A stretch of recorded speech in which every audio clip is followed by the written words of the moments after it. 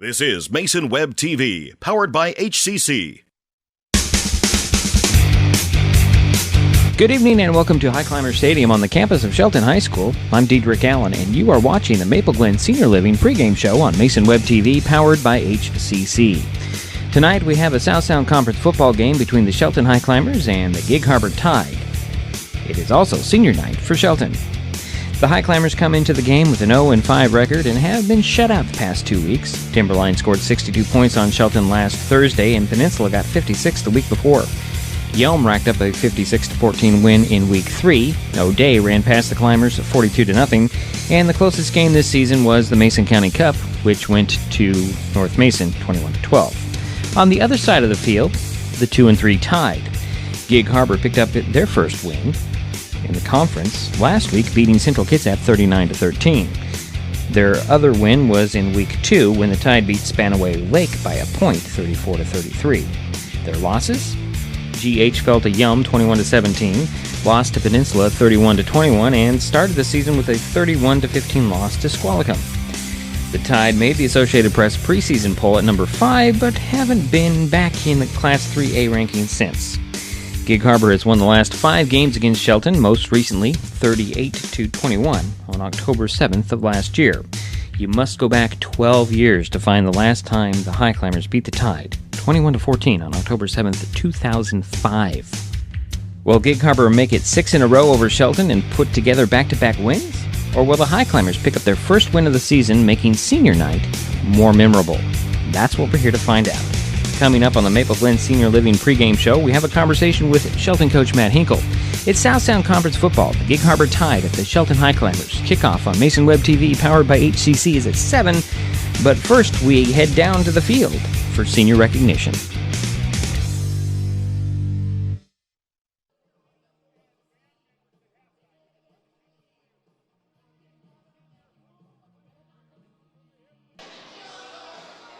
Well, welcome to Highclimber Stadium. Not quite ready for the senior recognition, so we're going to bring it up here to the top of the stands for a minute or two as the seniors are getting ready to head out there. Well, senior parents are out there.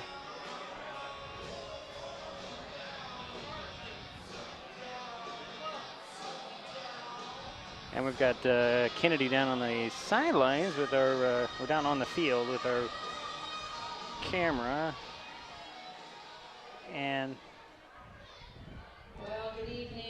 let's just go to the sidelines. The school board superintendent, Dr. Alex Apostle, Shelton High School principal Jennifer Diet, Shelton School Athletic Director Jim Judson, and the staff and students of Shelton High School cordially welcome each of you to tonight's game between the Gig Harbor Tides and your Shelton Highclimbers.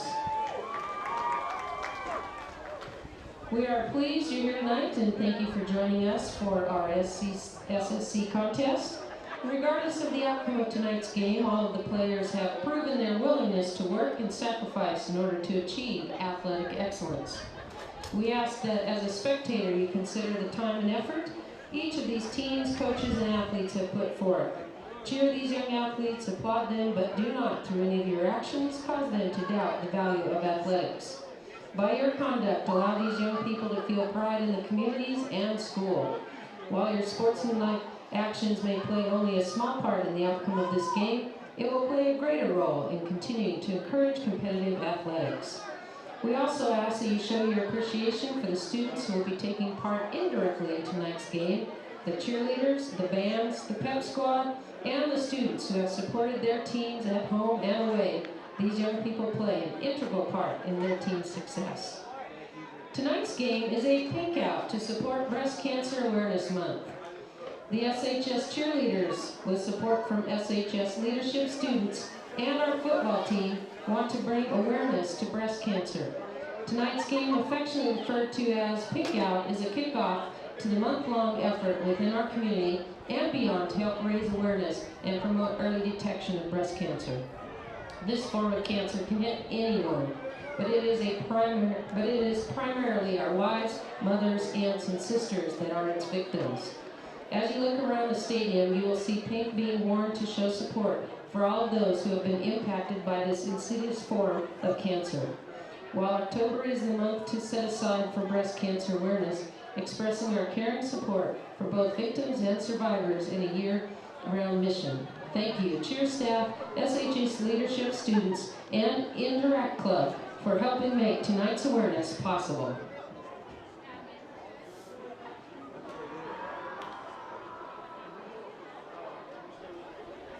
Well, we're going to wait here for just a couple more minutes and until they get to the senior recognition. The parents are lined up. There's 10, I believe, Jerry, 10 seniors on this team this year. If I counted right, I think there's 10. Not very many. How's that? There we go. That's better. And we're just waiting for that to happen. The senior recognition, 10 of them. It looks like 10. Yeah, I'm anticipating this taking about 20 minutes, maybe 15, 20 minutes before. You're okay? Can you hear me all right? Maybe you should turn your volume up. Is that better? Mr. Brulin, please report now to the track for these senior night introductions. We're still waiting for a couple more parents to show up. And the seniors, we can run down some of them just really briefly. Got Travis Colbinson, Liam Hummel, Dylan Coots, Evan Rhodes, John Paul Lester. Just going down the list here, Cody Hall, Rigo, that's supposed to be Lupe? Yeah. Is it supposed to be Lepi, okay. Okay. Yeah, okay. Wyatt Free, Dylan Hubbard. Oh, let's see here. There's Cage Bailey. Eki. I'm just going to call JJ Eki. JJ? Eki. JJ Torres? Yeah. Coach calls him Eki. Josh Bruland. That's all that I see off the top of my head. Hopefully I got them all there. And their parents are lined up on the south side of the 50 on the sidelines. As you can see, we're pointing at the cheerleaders. I can't talk to Kennedy to tell her to move the camera over to that side. But we'll just deal with it as we wait for this to start. I was told it would start at 6:30. That's why we're starting early, Jerry. Never pulls off the time that they tell me. I should always remember this, every senior, but every senior deserves recognition. Their families, their parents, they deserve the recognition because they're in this with them. Making sure that they have the right equipment, making sure they show up at practice on time, making sure that they stay healthy. And give them lots of encouragement. Yes, that's even a bigger part of it. So that's what we're waiting for this nice little ceremony to start. It does look like we're missing one or two parents. They didn't get the memo, and there was a lot of misinformation at the beginning, Jerry. They were saying, well, you need to be down there at 7:10. Well, the game starts at 7, so that doesn't work. No. So we're just going to wait. And I think what we can do is, let's see here. All right, if I can direct here we go. down to the field, it's a special night tonight. Not only is it pink out night, but it is our senior night here at the Highclimbers Stadium. So our first senior player is Gage Bailey. Attending with Gage is Forrest and Heidi Bailey. He has played offensive line and defensive tackle for the Highclimbers, and he's played 6 total years, and his future plans are to become a pilot. Gage Bailey, thank you. Our next player is Josh Brulin. Attending for Josh is Eric Brulin. The positions Josh has played is guard and defensive tackle, and he's played 3 total years, and he plans on becoming a law enforcement officer. Thank you, Josh. Next is Travis Colbinson. Attending with Travis is Matt and Joanna Colbinson. Travis has played wide receiver and defensive back for the Highclimbers and has played 2 total years. His future plans are to earn a degree in biology and become a fish and wildlife officer. Thank you, Travis. Next, Dylan Coots. Attending with Dylan Coots is Jason and Christy Coots, brother Ashton and sister Aubrey. Dylan has played wide receiver and has played 9 total years in this program, and he plans to earn a business degree from Washington State University. Congratulations, Dylan. Next up is JJ Akiwa. Attending with JJ is Juan and Paula Akiwa. JJ has played defensive end and fullback and played 4 years for the Highclimbers, and he plans to be a volunteer at Central Mason Fire, become an EMT, and attend Central Washington University. Congratulations, JJ. Next up is senior Wyatt Freed. He's attended with James and Jennifer Rose, and he has played offensive line and linebacker and played 11 total years here in our community. His future plans are to earn a degree in business administration. Congratulations, Wyatt. Next up is senior Cody Hall. Attending with Cody is Tim and Cindy Hall. He has played strong safety and tight end for the Highclimbers and played a total of 6 years in our programs here. His future plans are to become a firefighter. Congratulations, Cody. Next is Rigo Lepe. His mom Bree and dad Travis are here with Rigo. Rigo has been our center guy, and he has played for 10 years in the Shelton programs. He plans on earning a degree in radio and television broadcasting. Congratulations, Rigo.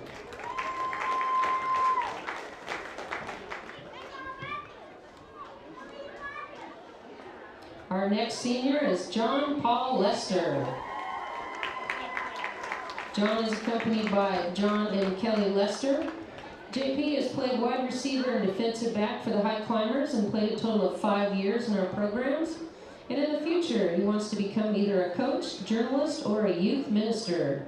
Congratulations, JP. Our next senior is Evan Rhodes.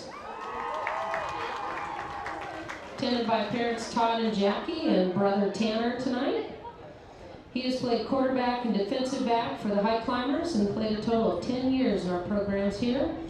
He plans on attending Washington State University and majoring in business management. So congratulations, Evan.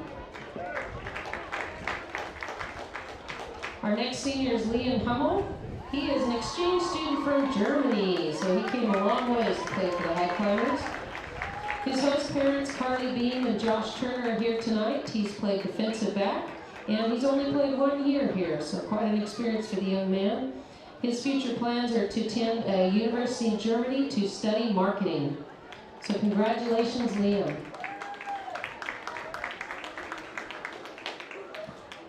And our final senior tonight is Dylan Hubbard. With him tonight is Brittany Cole.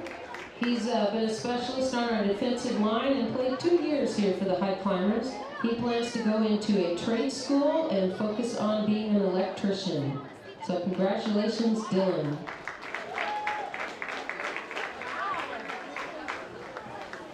And that rounds out our seniors.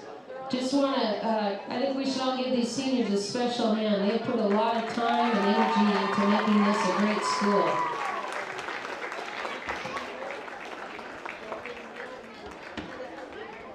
So thank you, seniors and parents, for all you've done, all the laundry, the car rides, everything. We know that you're the ones that make it happen, so thank you, parents, as well.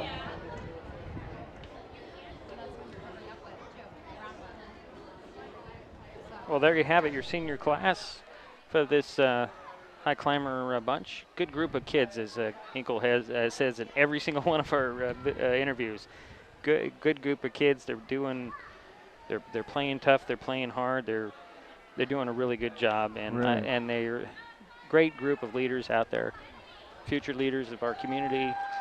Sorry, I heard one wants to be a fireman. That's cool. Mhm. I appreciate that. It's not something a lot of people want to do. Is that okay? All right. Kennedy, our sideline reporter, returning my phone, which is used as our camera. So we're ready to get this thing underway, and we'll start out with our our usual pregame, Jerry. I've got my interview with Matt Hinkle standing by, unless you had something to add. You know these kids. You've taught most of them to drive. Yeah, I've taught a few of them, yes.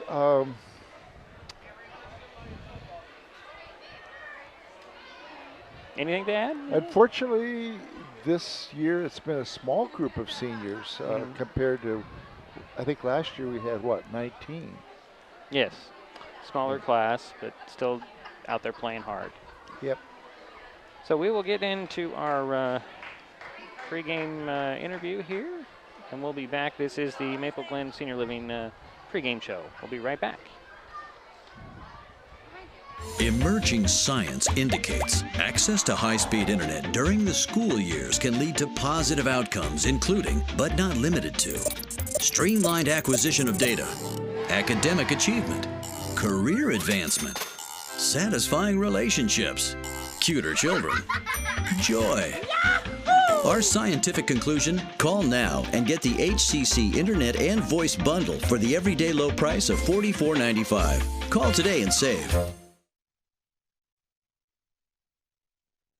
There's a lot going on these days at Maple Glen in Shelton. Come see for yourself by scheduling a tour to view apartments, the beautiful surroundings, activities, and the signature dining room. Maple Glen Senior Living Community, located just 20 minutes north of Olympia at 1700 North 13th Loop in Shelton. They're just feet away from the hospital, medical professionals, and pharmacies. Contact Teresa Gilman, 360-427-0300 to learn more about this exciting living community. The general election is November 7th, and at 6 p.m. Monday, October 16th, the Shelton-Mason County Chamber of Commerce is holding a candidates forum at the Mason County Public Works Building. This forum will feature the candidates running for City of Shelton Commissioner of Public Works and Shelton, Hood Canal, and Greatview School Boards. Mason Web TV, powered by HCC, will broadcast the forum live. That's a general election candidates forum, 6 p.m. Monday, October 16th, only on Mason Web TV, powered by HCC, helping you make informed decisions.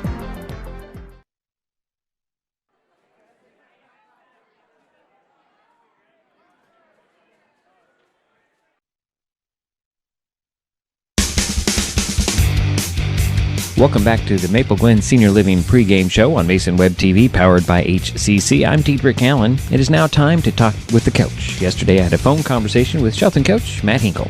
Coach, it's been a rough first half of the season for your Highclimbers. Yeah, it really has.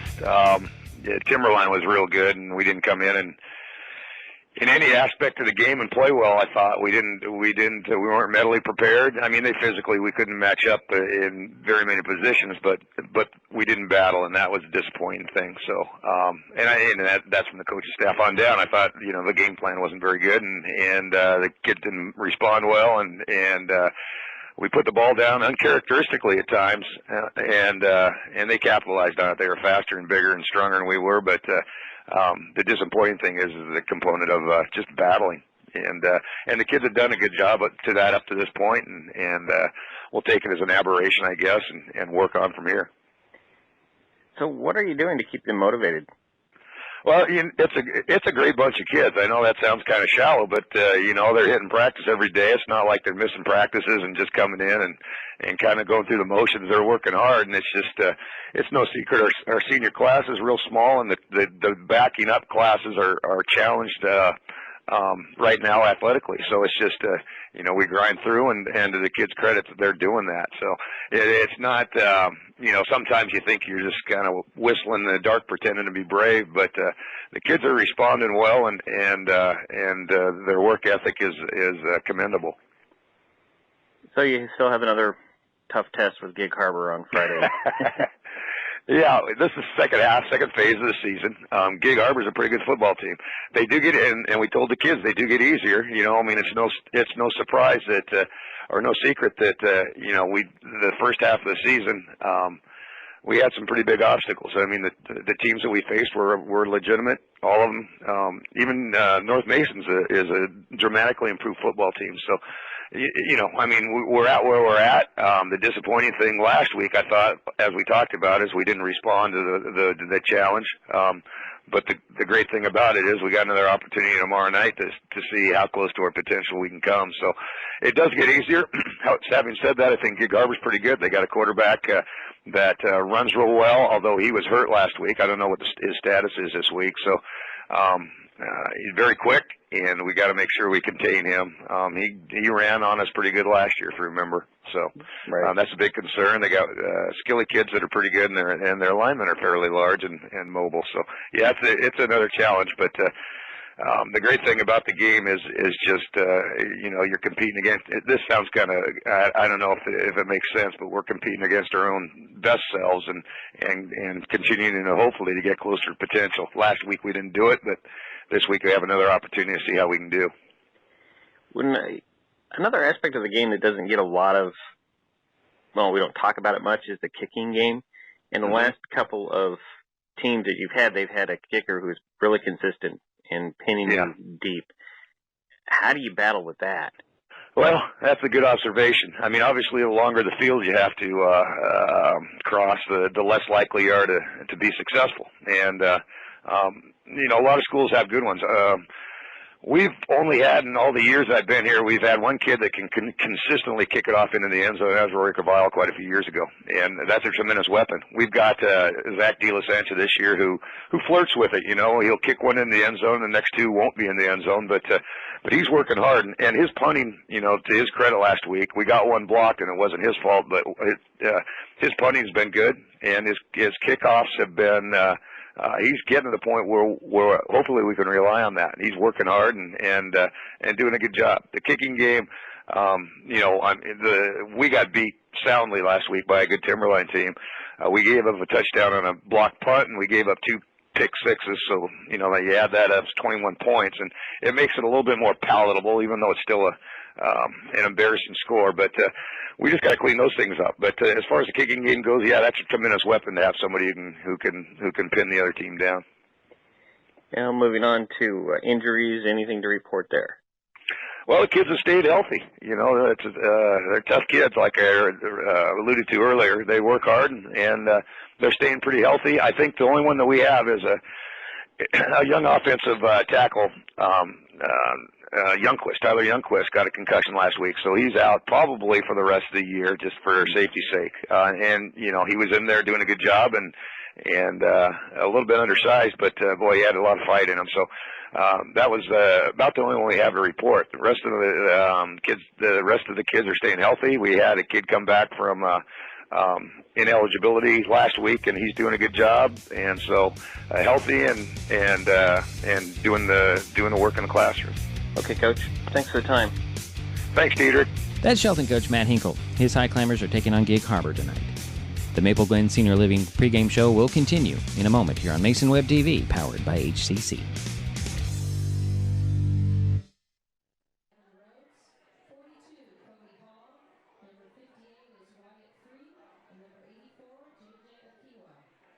Is November 7th, and there are several important races and measures on the ballot. School boards, fire commissions, port commissions, property tax increases, and reorganizing government.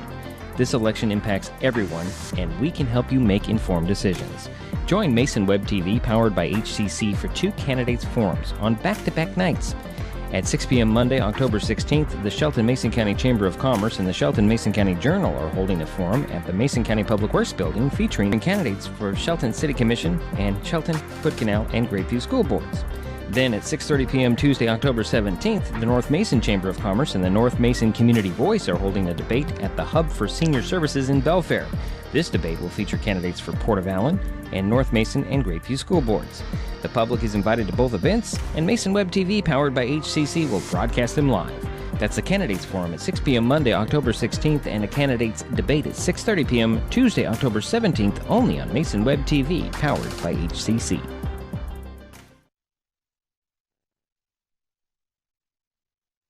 Emerging science indicates access to high-speed internet during the school years can lead to positive outcomes, including, but not limited to, streamlined acquisition of data, academic achievement, career advancement, satisfying relationships, cuter children.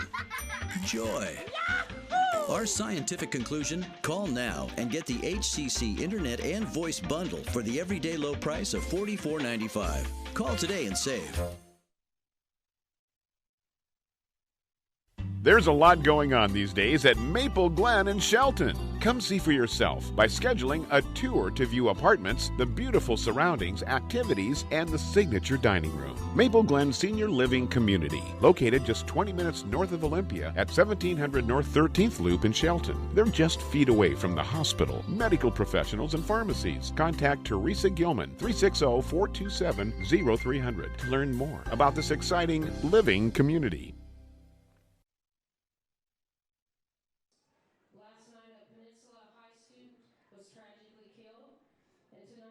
Harbor students are wearing black as a show of solidarity. In honor of the Peninsula School District classmate, we ask for a moment of silence at this time.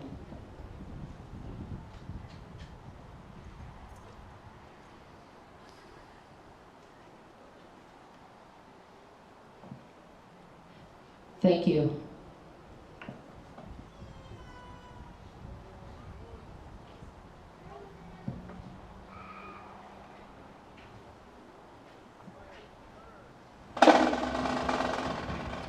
The participants for the color guard tonight are Cadet Lieutenant Junior Grade Jackie Jensen, Cadet Ensign Tyler Sanders, Cadet Chief Petty Officer Lexi Young, Cadet Chief Petty Officer Sirius James. The participants for the flag detail are Cadet Seaman Recruit Allison Christensen, Cadet Petty Officer 3rd Class Fernando Salamanca, and Cadet Lieutenant Commander Vanessa Collins.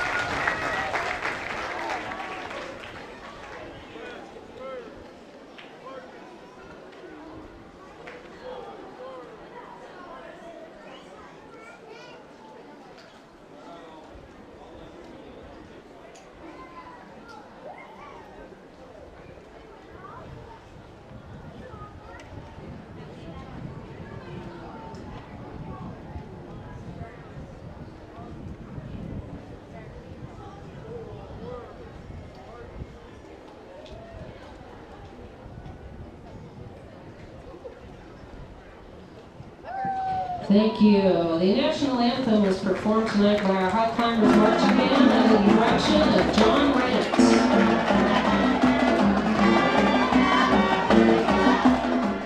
I'm always just impressed with the band and the color guard when they bring it out there. I mean, they do such a great job.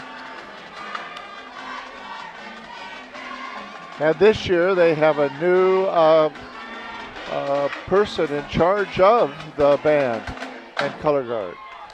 So, got to mention that the cheerleaders have a new mascot, Jimmy. Yes. Jimmy's out there. I met him the other day. He's a nice guy. Uh-huh. So he's really kind of psyched to do this. I guess officially they call him Heine. Is that right? The high climber? Oh, let's see. What's I don't know. I'll put you on the spot, Jerry. You're losing your headset here. Yeah. There you go. How's that? Better? That's much better, yes. Oh, good. He's having fun with that flag. Sounds better. Okay, can you hear all right? All right. I think so. We got Jerry all set up. We got the high climbers and the Gig Harbor Tide ready to get this thing underway. The Tide did win the toss, and they deferred to the second half, so it's all up to the high climbers to get the ball first, see what they can do. It's got to be Troy Goodwin back there about his 16, 17-yard line. Baton twirler, twirling 2 batons. What a fantastic job there, young lady. Let's see what we can get going here. We'll see if we can cut down on the turnovers this week. Yes, we've got definitely. What was it, 4 or 5 last 5, week? yeah. 5. That was not a fun time for anybody. We are set to go here for We're ready to get this thing underway. Rain is falling out there. I don't know if you can pick it up on the camera at all. It's a kind of a light mist, but it's blowing in from the south. I didn't think we'd get any rain. I thought it would kind of miss us, but obviously I'm not a weatherman. Jason Kenyon back Well, it's for supposed to be nice tomorrow and Sunday, hopefully. Hopefully, yes. Actually, it's Jason Kenyon back deep to pick this kickoff up, and it's a high end-over-end kick that he'll take right at the 10. He'll go straight up the middle. Got some blockers ahead of him, getting him breaking open. Look at that go to the 50. Going to cut it out to the outside, to the 40, to the 30. Can they get him? They're going to run him out of bounds just inside the 20-yard line. Nice opening kickoff drive there, Jerry. Yes. So we're looking at a 50-yard kick, and he returned it to the 20. So we're looking at a 70-yard return. Wow. That's a good way to start out after last week or last Thursday. Evan Rhodes will come out. He's congratulating the guys out there, getting them all fired up senior night. See if they can start off in the positive part of things. 1st and 10 from the Gig Harbor 20 are the high climbers. Rhodes will go under center. Have 2 receivers far side, 1 to the near side. I formation.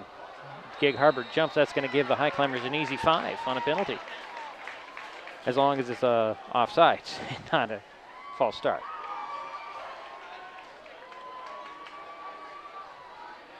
It is an offside, so give them 5 yards. So it'll be 1st and 5 for the high climbers at the 15-yard line now. They'll send in the same formation. Slot receiver on the far side. That's going to be Colbinson. Coots is wide to the far side. It looks like it's going to be Boren on the near side. Out of the eye. Goodwin at the end of the eye. Hand off to him. Straight up the middle, pounding his way near the 10 where he stood up. Might have got inside the 10. Oh, he did. He pushed it inside to the 8-yard line. About a 7-yard carry. 1st and goal from the 9 for the high climbers. A great start for Shelton. Like to see this good 70-yard kickoff return. Was that by Goodwin? That was Goodwin, straight up the middle.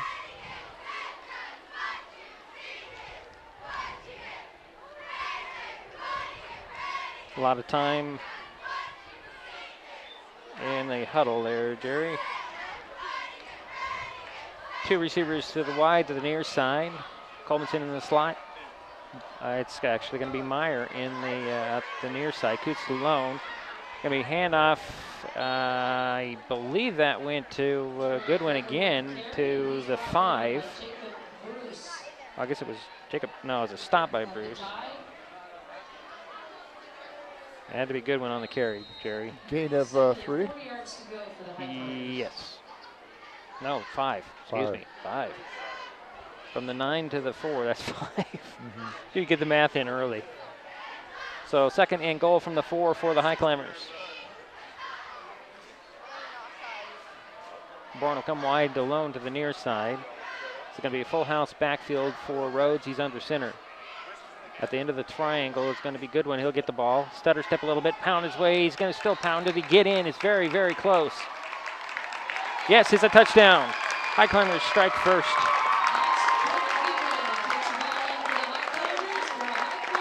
Touchdown, 4-yard touchdown run by Goodwin. That's right. It's a touchdown for Shelton. And the point after is coming. 10:23 to go here, first quarter. The Highclimbers on the board.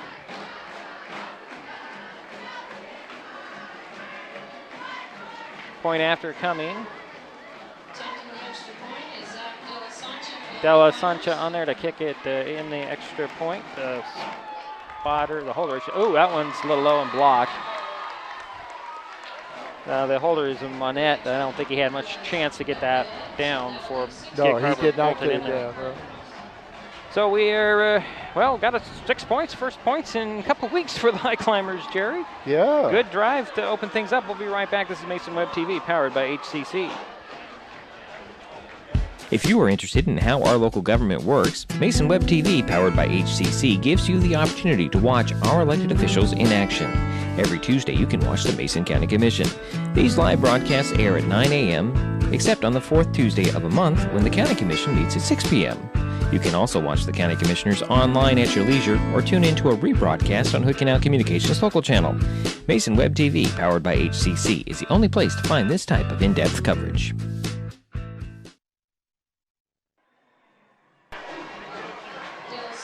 And we're back here at Highclimber Stadium. The Highclimbers ready to kick off. Got 3 guys back there. I can't see who that is, Jerry. There's 3 guys back about the 20 for the Tide. That's real hard to see them. The distance is, the numbers are small, I think, on Gig Harbors. My wife will say, I'm blind, I need glasses. From a distance, I'm usually okay. Well, it's pretty hard when they don't have their bodies turned towards us a little bit. Right. So De La Sancha has it teed up at the 40 to kick it off. 6-0 Shelton, 10:23 to go, first quarter. Highclimbers take their opening drive and score points. See what they can do defensively. A little short kick.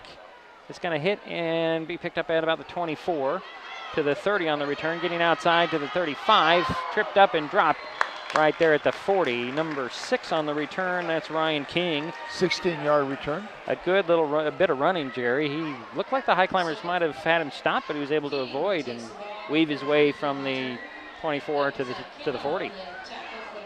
The word here that I get is that the quarterback we saw last year for Gig Harbor is not going to be playing. He got injured last week, so I think we have a different guy running QB, and that'll be Nick Yoki. He is a senior. 6'2", he'll go out of the gun. 3 receivers far side, 1 to the near side. A handoff, and that handoff will go to Valona. Valona, boy, what a big run there. Cuts it back at the 35, and he's inside the 30 near the 25 before he's pulled down. Nice little bit of running there by Valona. 35-yard gain by number 8. Yeah, Valona did a good job. I thought the Highclimbers had him stopped near the line of scrimmage. He was able to squeak out of that. 1st and 10 from the Highclimber 26-yard line.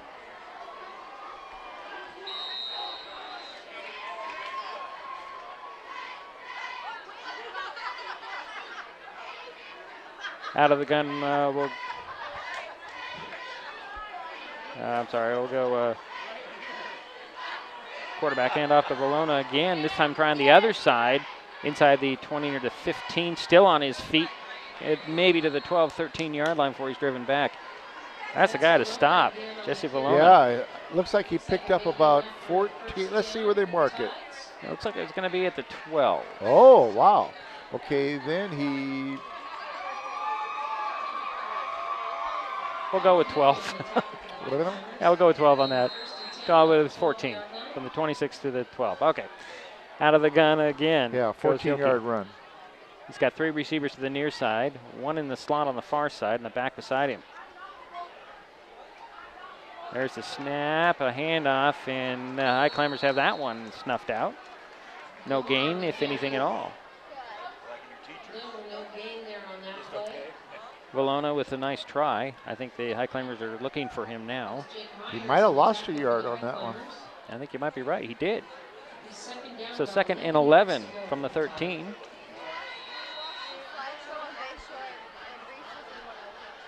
Yoki out of the gun again. Looks like the same formation. Kellen Gregory's the man in the slot on the far side for the Tide. Highclimbers back off. Back to pass goes Yoki. Yoki throws to the end zone. Little high and incomplete. 3rd and 11 coming. Good coverage on that as well. If he had caught it, he would have probably gotten the first down, but not the touchdown. Yeah, it was too high. I think that was Gregory, the intended target on the coverage. I did see Coldenson out there. That was the first pass thrown of the game. I'm sure we're going to see a lot of that tonight, even with the rain coming down. Yoki will go under center with I-backs, 2 backs behind him. 1 man wide to the near side, that's Myers. Hand off to the first guy through. He's looking for some room, and that's Valona again. Stop there inside the 10. Brings a 4th down. Yeah. Yep, they got a 4th down, and I would say a gain of about 4 on the play. Yep, I'll agree with you. The scoreboard does too, Jerry. 4th and 7 from the 9. Oh, they're going to kick a field goal. Yeah. And the kicker is 84, 88. I don't have an 88. There's a snap at the spot, and the kick, is it good? Wow. It is. Yeah. Wow, that was good leg. Good leg. That was a 25-yarder. So it's now a 6-3 ball game, 8:04 to go in the first. We'll be right back. This is Mesa Web TV, powered by HCC.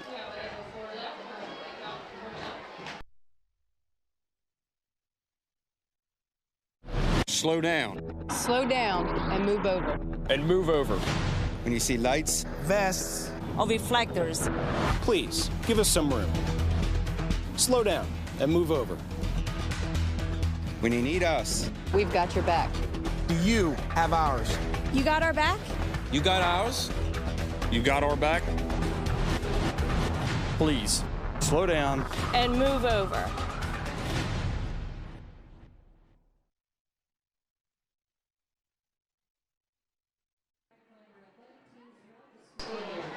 And we're back here at Highclimber Stadium, about to kick off at the 40-yard line. I want to say that the kicker is Logan Kinney, number 80. That 0 looks like an 8 to me, but it's a 0. 8 minutes remaining in the quarter. It's 8:04 to go. It's 6-3. Highclimbers get the ball for the 2nd time.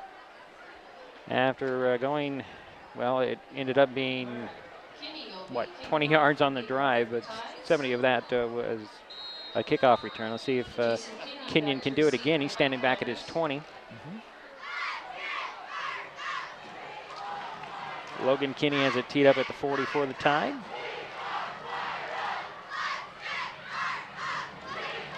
There's a run up in the kick. It's a low kick that's going to hit at the 10, and it's going to go into the end zone. So that will put the Highclimbers out at the 20.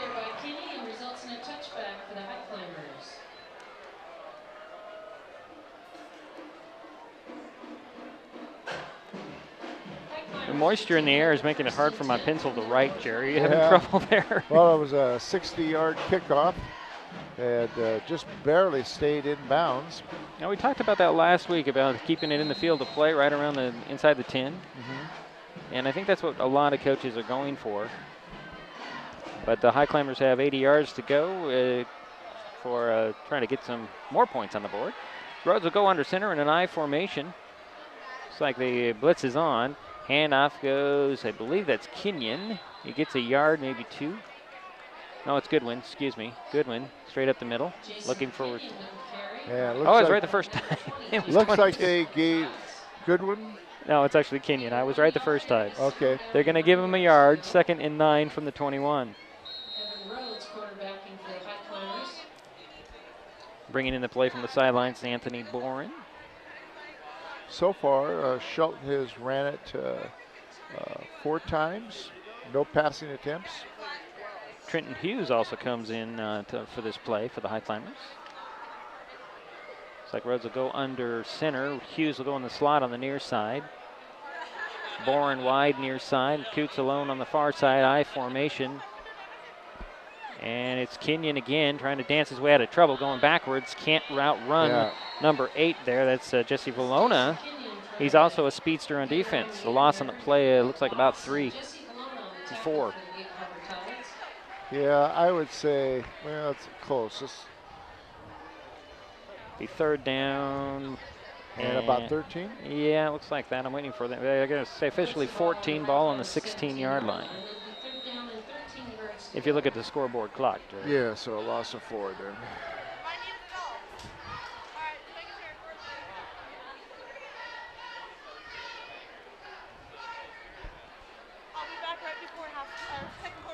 Okay. All right, Highclimbers have a 3rd and 14 from their own 16. Pitch this time to Kenyon. He's got some running room that closes pretty quickly. He cut it back at the right moment, but he ran into a wall of white that told Gig Harbor, and it's 4th down, and I guess we're going to see De La Sancha out there to kick it away. No gain on the play. A lot of hard running to go no gain there, Jerry. Yeah. He made the right decision. He was trying to go wide, and he cut it back, but there were too many white jerseys in his way.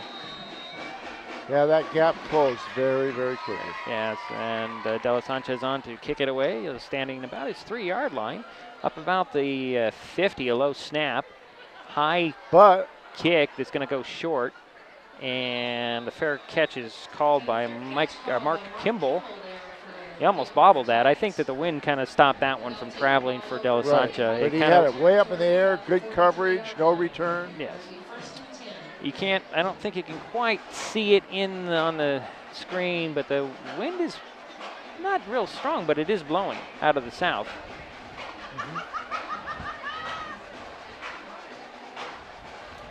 So let's see what Yoki can get going here after a field goal on his last drive.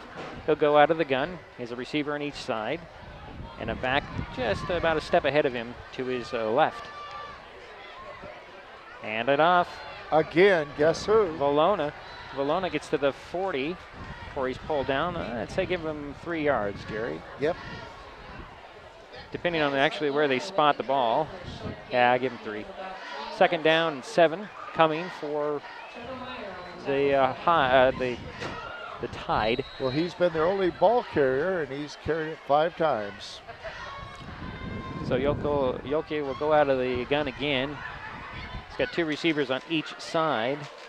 The back beside him, I'm betting it is Bologna. It's not. Throw it complete on the pass to Myers. Isaiah Myers inside the 25. Called to 24. Nice pickup there. Gain of about 16? Yeah. Spot the ball at the 23-yard line. 1st and 10. Second first down for Gig Harbor.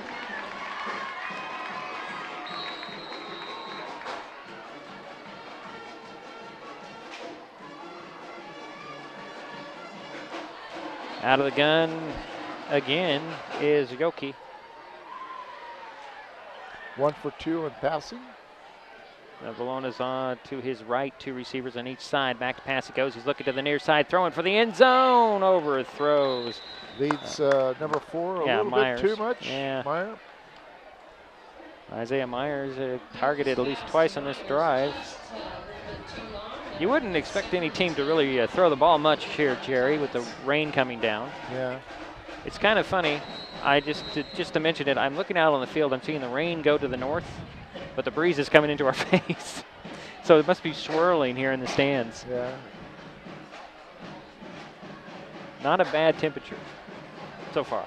2nd and 10 from the 24. Out of the gun, Yoki will go again. 3 receivers to the far side. Little handoff on a read option. Nice play. And number 8 again? Yeah, it's Valona again on the play defensively for the Highclimbers. Caesar Tinkersley. Gain of about 4? Yeah, 4, 3. Okay. I was just going to say Tinkersley thought that one out, had it read, actually overdrove on the penetration, but managed to slow him down enough for everybody else to pull him down. So 3rd and 6. They're going to call it the 19 officially, Jerry. It's right on the 20, or just shy of the 20. In the red zone, as they say. Highclimbers moving around defensively. Out of the gun will go Yoki. Yoki goes, got a guy wide open. Wide open. Oh, Let him just a little bit too far. Intended target was Ryan King. Oh, man, he was wide open there. If he had pulled that one in, that would have been 6 easy. Wow. Blown coverage on that by the Highclimbers. I think both the backs out there went for the wider guy. He was in the slot. So we have 4th and 6. And they're going to kick another field goal. They're going to try another field goal. This one, the last time he made it with plenty of yards to spare. So I think he could do it. 37-yard attempt here.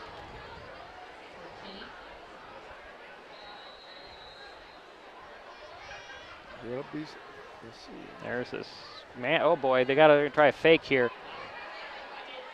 Yokel's going to go for the end zone and overthrow his intended target, and that was Gregory. When Bologna went out of the formation out wide, you knew it was going to be a fake. Yep. And then he probably should have thrown it to Bologna out there. But it incomplete, and over on downs it goes. 1st and 10 at the 20 for the Highclimbers.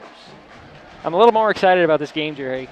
Yeah, I'm seeing some life. I'm seeing something that the Highclimbers, this has got to be good for their confidence. They're executing well, and they've got points on the board for the first time in 3 weeks. Yep. Rhodes will go under center out of the I formation. 2 receivers near side, 1 to the far side. Rhodes has got him set. He'll hand it off. This good one, or it's Kenyon. Kenyon powers his way just to the left of his center up to the 26-yard line. 2nd and 4 coming. Now they're going to bring it back to just a 5-yard gain, Jerry. Okay. That's really, I don't like that spot. Yep, gain of 5 for Kenyon. 2nd and 5 for the Highclimbers. 3:22 left in the first quarter. And counting. It's like Rhodes is going to go out of the gun. Max Johnson to his left, 2 receivers on each side. 2nd and 5. There's the snap, a little low, a little fake handoff. I didn't think it was a little late, and Rhodes will just pull it down and run, and it looks like he got a first down. I think that was supposed to be a handoff to Johnson, but the snap was too low, and he couldn't hand it to him, so he just took it and ran. Result positive, 1st and 10 from the 31. Second first down for Shelton. And Rhodes, I think, picked up about 6 or 7 on that one.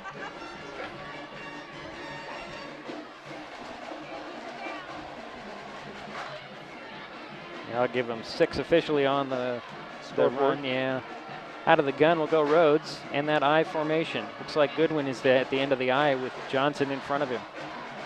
2 receivers on the far side. Handoff goes to Goodwin. Goodwin going around that left side. And they're running the ball fairly well. I think that the credit has to go to the offensive line, making some more holes, opening up those holes. Gain of 6. 2nd down, 3. They're actually going to give him 7. 7. It's a long 3, short 4. But we're going to give him 7 on that. Okay. I'm giving him 7. I don't care what anybody says. Give him 7. Now we round it up. Travis Colbinson coming in with the play for the Highclimbers. That's something that you for years it was a quarterback running to the sidelines getting the play. Now they're going back, at least the Highclimbers going back to bringing in the play in from one of the receivers or one of the guys coming in. And that's the way it should be, a little bit quicker. Bourne wide to the near side, Coots wide to the far side, Colbinson in the slot, and I think we're going to have a timeout. We do. We'll take it. We'll be right back. This is Mason Web TV, powered by HCC. The general election is November 7th, and at 6:30 p.m. Tuesday, October 17th, the North Mason Chamber of Commerce and the North Mason Community Voice are holding a debate at the Hub for Senior Services in Belfair. This debate will feature the candidates running for Port of Allen Commission and North Mason and Greatview School Boards. Mason Web TV, powered by HCC, will broadcast the debate live. That's the general election candidates debate, 6:30 p.m. Tuesday, October 17th, only on Mason Web TV, powered by HCC, helping you make informed decisions.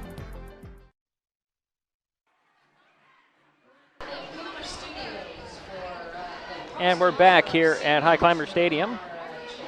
Highclimbers have a 2nd and 3 from their own 37-yard line. And they called their first timeout. I don't think Coach Hinkle liked what he saw, at least offensively, on that last formation. But they'll get it worked out. So second down coming for Shelton. Rhodes will bring him out. He'll go under center. It's like the I formation. Goodwin at the end of the I. Johnson about 4 yards in front of him. Two receivers near side. It's Bourne and Colbinson. The throw is going to go to Colbinson. Colbinson again trying to get that bubble screen. Colbinson gets a first down up to the 44-yard line. Saw that play developing from my point of view, Jerry. Yep. And that's a first completed pass and a gain of about 4 on the play. Good for a third Shelton first down. It's a 1st and 10 from the 44 for the Highclimbers. Clock is running with 1:25 in the first quarter.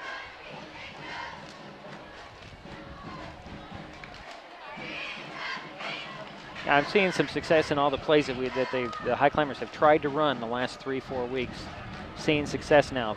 3 receivers far side, 1 to the near side. Out of the gun will go Rhodes. Johnson, the guy to his right. Man showing blitz. He's going to come. They'll hand it off to Johnson. Johnson trying to find some space in the middle. Can't find anything. Might have got a yard. Yeah, first carry by Johnson. I'll give him a yard, Jerry. It looks like a half a yard, but I'll give him a yard. 2nd and 9 from the 45. I'm giving him a yard. Last week, Johnson did very well on his first 3 to 4 carries. And then, of course, Timberline stopped him after that. But I could not believe the size of the Timberline ball club. They just look so big. And I think that's, tonight, I think there's a little more balance, even size here. I think so. So 2nd and officially 10 from the 44. Hand off to Goodwin. Nope, it's a little play action. Rhodes will dump it off. Just can't quite get it to Johnson, intended target, but he was in some trouble and wisely got rid of it. Right. Rushed the pass a little bit and couldn't connect with Johnson. So 3rd and 10 coming. Now they're going to move it back to the 45. 3rd and 10 or 3rd and 9, I don't know what I call it. Call it 3rd and 9.5. Clock is stopped with 12 seconds to go here, second quarter. So far, Rhodes has thrown it twice. The first time he threw it, he completed the pass for a first down. That time, he just did not have time to set his feet. Yeah, he's also throwing into the wind. If that has anything to do with it, might have. Right. So he'll go out of the, under center. Little play action on the rollout to the near side. He'll throw down the field, and he ends up throwing it out of bounds. So it's going to be 4th down. Punting situation. Okay. 6 seconds remaining in the first quarter. So Dela Sanchez on there to boot it back to the Tide. I'm thinking that's going to be Mark Kimball back there deep about the 25 for the Tide. There's a snap and a nice kick this time. It's kind of spinning sideways. And he'll take it at the 25 to the 30, trying to get up the sidelines. 35, then he slips and drops down just short of the 40. Yeah, about a 15-yard return.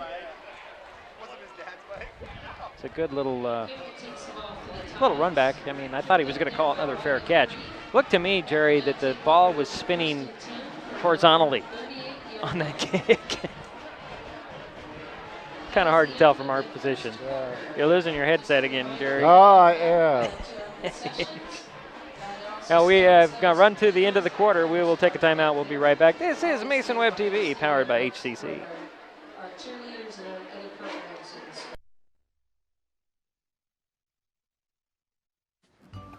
That's my neighbor Joe. Hey, Joe. Hey, John. Joe's about to make a big mistake.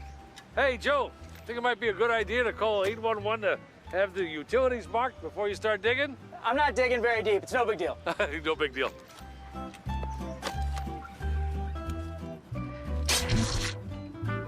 Dad, the TV's out. Internet, too. Remember, safe digging always starts with a free call to 811.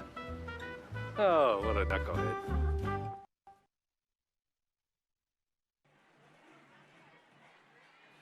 And we're back here at Highclimbers Stadium, waiting for the start of that second quarter. 6-3, Shelton on top. The Tide have the ball. They're on their own 38-yard line for the 1st and 10 to open the quarter. Yoki will go out of the gun. He'll hand it off to Ryan King. Ryan King reverses his field.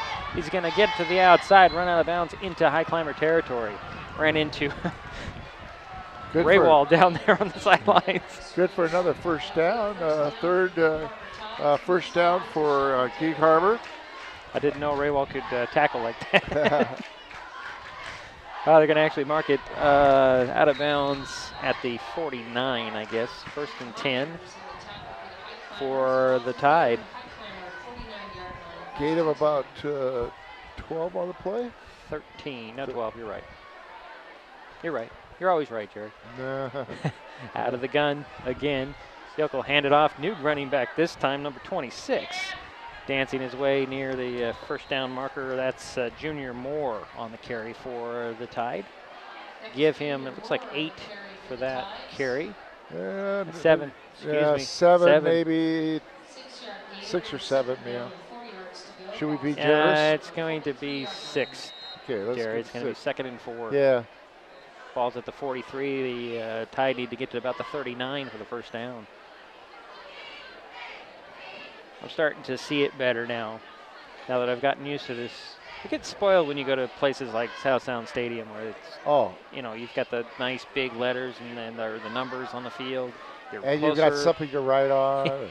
Oh, low snap, handoff again. Goes to Moore. Moore will fight his way inside the 35. 4th first down. Junior's a little more shifty than Valona. What's his name? Valona. He's more of a power runner, but he's got a little shift to him too. So they'll spot the ball at the 34, 1st and 10 for the Tide. On the march again, 11:15 and counting on that clock, or at least it should be. There it goes. Maybe. Trying to get the clock going. Nobody's starting the clock. Come on, Paul, get on the clock.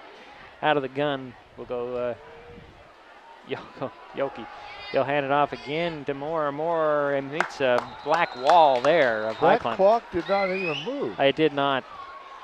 The referee was trying to get it to start the whole play, and he needs to communicate back that they need to run at least probably 10 seconds off that clock. I would say so, yeah, definitely. Because it should have been running, and it should still be running. And now we're going to watch the referee come to the near sidelines. Talk it over.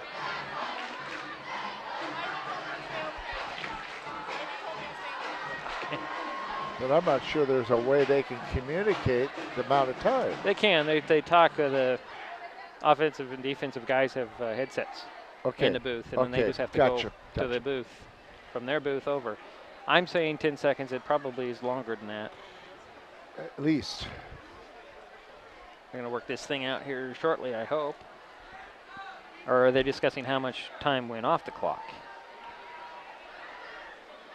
When he got his arm going to start the clock, and he's looking right at it, and he should have blown his whistle to tell him to start the clock.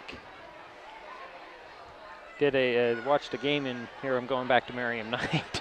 Their opening game, the clock never started many times in that game, and the refereeing crew didn't notice it. There was a person from Merriam Knight that got a nice recognition. Yes. Has already gained about 700 yards. Yes, that is. Why is he? It's Austin Freeze. Okay. He's a great athlete overall, and he's fast. He can run, and they love to use him. Oh, they ran it down under 11 minutes. It's 10:55 and running now. They ran about 21 seconds off. Yeah, okay. Little play action, dump off in, and it's complete. Complete to King. King is on the run and spun out of bounds inside the 20. 5th first down. Little play action there for Yoki. And that'll be actually going to spot it at the 19. 1st and 10 for the Tide. Gain of about... I lost count. I would say probably about 15 or 16 yards. Yeah. Out of the gun again, 3 receivers to the near side, 1 to the far side, and the back beside to Yoki. Yoki takes the snap, looks to the far side, still looking, he'll throw. Oh, just a little too high, incomplete. I think the Highclimbers are playing a very soft zone defensively out there, and that was intended for Kellen Gregory. Nice try, he jumped up there as high as he could, just couldn't bring it down. Yeah, each time he's thrown incomplete, it's been high. And so far, he's thrown 7 times and completed 2. So they've got a pretty balanced attack. So far. Clock is stopped, 10:39 to go, second quarter. 6-3 the score. Shelton with the lead. Gig Harbor with the ball on the Shelton 19-yard line. Little handoff, low snap, handled nicely. Man on the run, trying to get some space, slipping some tackles and getting inside the 10-yard line. Is that Moore? Yes, it is. It's Moore. Junior Moore on the run, number 26. Going to spot it at the 7-yard line, it looks like. So, if that's the case, it's an 11-yard run. Yeah, you're right. First and goal for the Tide. And that's the 6th first down for Gig Harbor. Clock is stopped at 10:30 to go here in the half. Yoki will go under center with kind of an offset I-backs and a 1 receiver far side.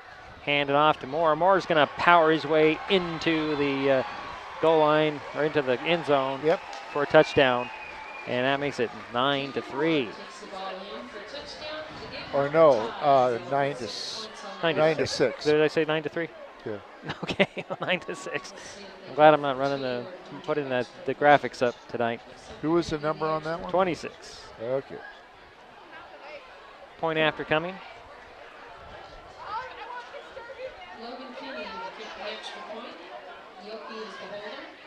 So Kenny's on there, and Yoki is the holder. Last time Yoki was out there to hold, it was a faked field goal. So we'll see what they're going to draw up this time. There's the snap, the spot, the kick. The Highclimbers had good penetration, but it's up and it is good. So the Tide have taken a 4-point lead to 10-6. 10:24 to go here in the half. This is Mason Web TV, powered by HCC. We'll be right back.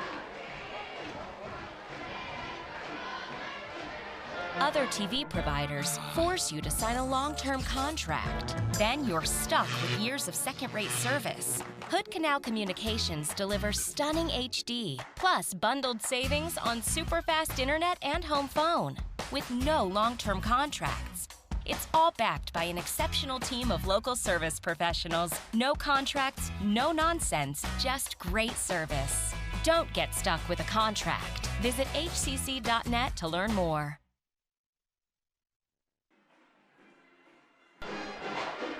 Back at Highclimber Stadium.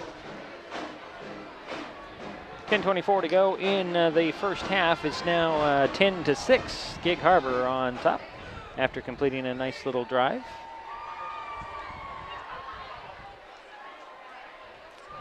And see how the Highclimbers respond. They've had a lot of success in the first half of this game, executing and gaining yardage. And we had some nice returns last week by number 21. He was averaging about 15 to 20 yards per return. Let's see what he does tonight. Is that number 21 back there? Actually, it's Jason Kenyon walking back to his 15 to get this kick from Kinney. Logan Kinney for the Tide. Got it teed up at the 40.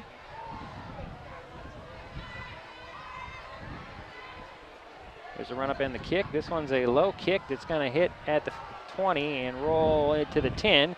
Kenyon will pick it up there. Get to the 15. Slip of one guy and power his way across the 20 near the 23, 24 yard line. Yeah, about a return of about 13 yards on that by Kenyon.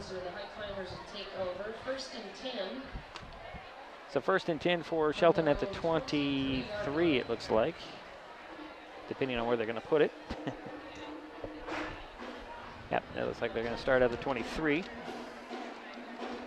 Quick hands, Jerry. Yeah. Last week we sure saw a great kicking game, didn't we? Yes, we did. And field goals. Yes. Two of them. Rhodes will go under center out of the eye. His two receivers far side to one to the near side. That's Coots. Hand off to the end of the eye. I think that's Goodwin in there running again. That could be wrong. It's got a 2 at the front. Actually, it's Kenya. 22 on the run. So I'm wondering. Gain of about 3 or 4. I'm going to say 3. Okay. 2nd and 7.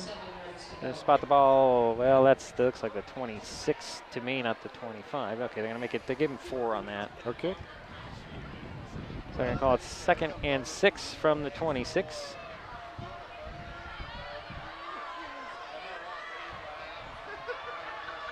Yeah, under center will go Rhodes again. A little play action. He's got to get rid of it. Got a guy chasing him down. Runs into his own man. Still on his feet. Get out of bounds. Probably near the line of scrimmage on that far side. Well, he picked up a couple. Did he? Yeah, I guess picked he did. up about 2. Okay. Somehow the ball got all the way out in the center of the field. 9:15 and counting on the clock.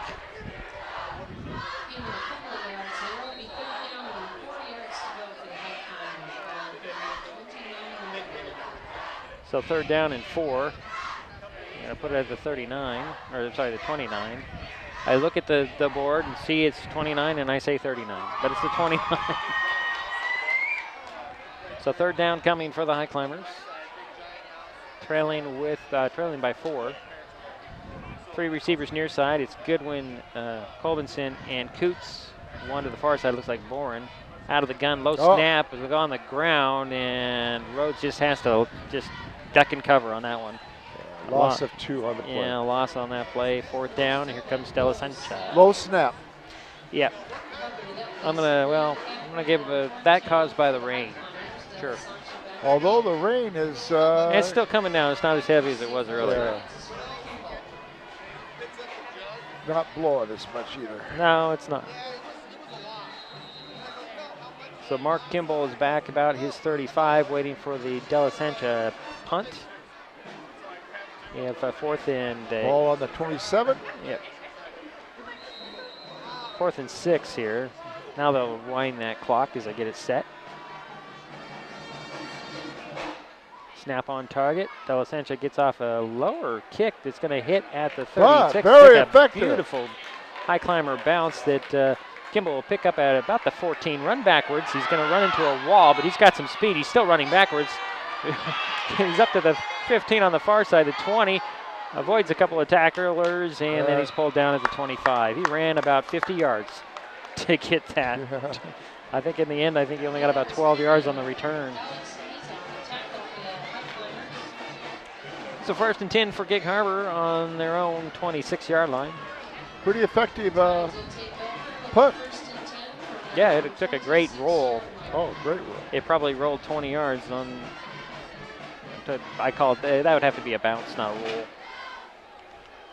But the Tide will start out on their own 26 with the 1st and 10. Out of the gun and a man in motion. Motion man takes it on the handoff. That's Marcel Alexander on the carry. He'll get it up to the 29. Get a 3-yard gain. Might be 2 or 3. 3. Looks like 3. 2nd and 7 coming, depending on where they officially spot it. Yeah, number 13 on the carry. Yep. Marcel Alexander. He's a 4th ball carrier. We're going to see a lot of different guys, I think. I'm surprised they've gone away from number 8. Yeah, maybe there's some more to it than we think. Back to pass will go Yoki. Fakes the middle and then goes long. Oh, almost intercepted. Travis Colbinson had 2 hands on it, knocks it away. Intended for Ryan King, incomplete. 3rd down coming. Boy, would you like to see Travis come away with a pick? Yeah. I'm sure his dad, who usually sits behind us, would have loved that.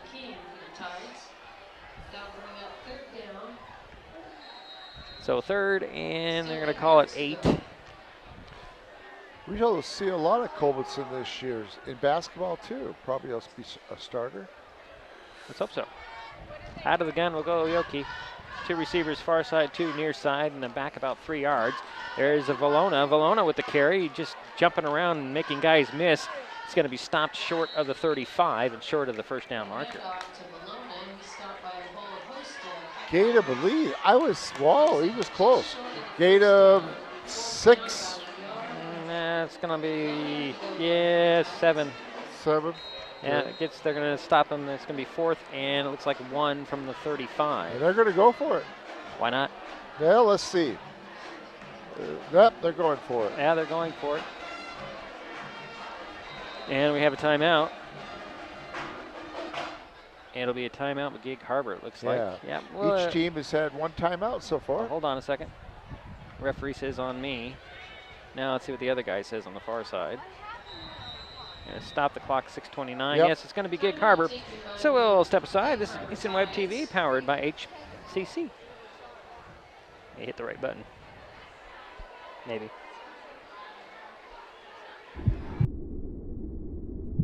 I lost my mother to a drunk driver.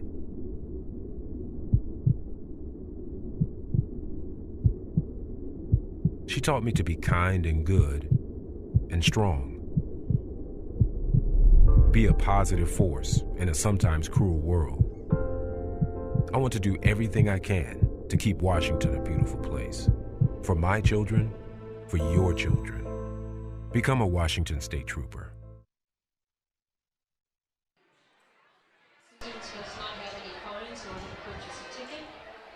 Fourth down and 1 for the Gig Harbor time. Oh, they changed their mind. Yeah, they're going to punt it away this time.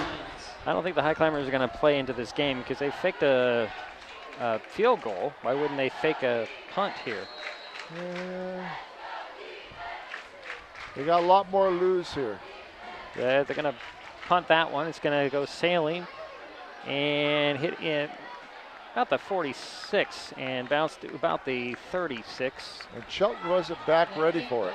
Well, I don't think they bought that they were going to actually punt it away. Well, so the Highclimbers get the ball at their 36-yard line. 1st and 10 there for Shelton. The thing is, if they had gone for it, they had a lot to lose. Yes, there was definitely something you don't Whereas deal with. there wasn't that much to lose on a fake field goal. True. You are correct, sir. So 1st and 10 from the 36 for the Highclimbers. They're on their own 36, trailing by 4, 6:19 to go in the half. Colbinson's going to speed off the field, and they're going to get him for that, aren't they? Too many men on the field? Too many men in the huddle? Do they have that rule in high school football? Oh, yeah. Yep, they do. Okay, so that'll cost them 5. You know, they're going to call it officially an illegal substitution. I guess in the pros they call it 12 men in the huddle. I think that's a really bad rule in some ways, especially when they're going to be off the field before the play starts. That's the first penalty on Shelton. Well, that's good. So it's going to be 1st and 15, ball back at the 31 now. Out of the eye, Rhodes will hand it off, and I believe this is Kenyon. Kenyon will get the 5 back, maybe a little more too. Kenyon with the carry, Joseph Miller. Yeah, looks like he got it back to. Nope. Yeah, they're going to call short of that, so we'll get 4, 2nd and 11 coming. 2nd down, 11 yards to go. Ball's at the Highclimber 35-yard line. Didn't quite agree with that mark, but that's okay. Yeah. They're right on top of it. We're way up here. Yep. So we got a substitution now, as it looks like Trevor Meyer is going to come in. He's going to probably play one of the receivers. Evan Rhodes still in at quarterback, and a 2nd and 11 from the 35. And 5:38 remaining. And counting. Under center will go Rhodes. 2 receivers far side, out of the eye. Little play action. He's going to roll out to the near side. He's going to throw. And I think that was tipped at the line of scrimmage. He had the Hughes out there. I think that might have been his initial receiver, and then it was also Coots out wide. So we have 3rd and 11 coming. Clock is stopped, 5:25 to go here in the half. Colbinson and Bourne will step back onto the field. And you're saying that they're bringing in the plays. Well, somebody usually is. 2 receivers far side or 2 to the near side, and a single back as Rhodes goes under center. Little dump off play, a little too much ahead of Colbinson on that, trying to get that wide receiver screen that was successful in the first quarter, not so successful this time. So that'll bring up 4th down and 11, and De La Sancha is out to punt it back to the Tide. It looks like Mark Kimball is going to go back to about his 33 to wait for this De La Sancha punt. 5:21 to go here in the half. De La Sancha, nice little pressure there. Yes. That oh, it's a free ball. Ball is free. Picked up by the Highclimbers. And the Highclimbers will have it up at the 25. Nice recovery as Kimball couldn't hold on to that ball when he tried to catch it. And who received, I think that's going to be, that Trevor Meyer on that? No, it was Cody Hall with the recovery. Get a big hug from the coaches and his teammates on the sidelines. Highclimbers in business. Wait a minute, we have a conference though at the 25. Do we have a flag on the field? I don't see one. No, official guy said it's a Highclimber ball. I don't know what you could possibly discuss on that. As the Highclimbers are at the 25 of Gig Harbor, ready to go to business. Or get back into business.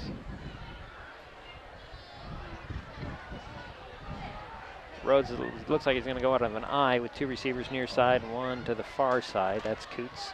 Spot the ball on the 25. Yep. John Paul Lester's wide to the near side. Colbinson's in the slot on the near side. Out of the I will go the Highclimbers. Little pitch to Kenyon this time, and he's going to take his time and pick his way inside the 20. Nice run. Yes. Jason Kenyon. No, actually, it's Goodwin. Goodwin never really went down. He got spun over a couple of guys, got on his feet, and kept running, but they're going to say he was down at the 17-yard line. 17? Yeah, 17. So that's an 8-yard pickup, 2nd and 2. So Troy Goodwin, he was holding the ball a little bit high on him, like he might have even wanted to throw it. I haven't seen that one come out of the Matt Hinkle playbook yet. I've seen a double pass, but not off of a handoff. Goodwin will go wide, joining Colbinson and Boren out wide the far side. Out of the gun will go Rhodes. Rhodes will pull it down and lose yardage. Yeah, he faked it to Johnson. And there was just too much wide around him. I don't think even if he handed it off would have been much. They got a loss of 3. Yeah. 3rd and 5 coming for the Highclimbers on the 21.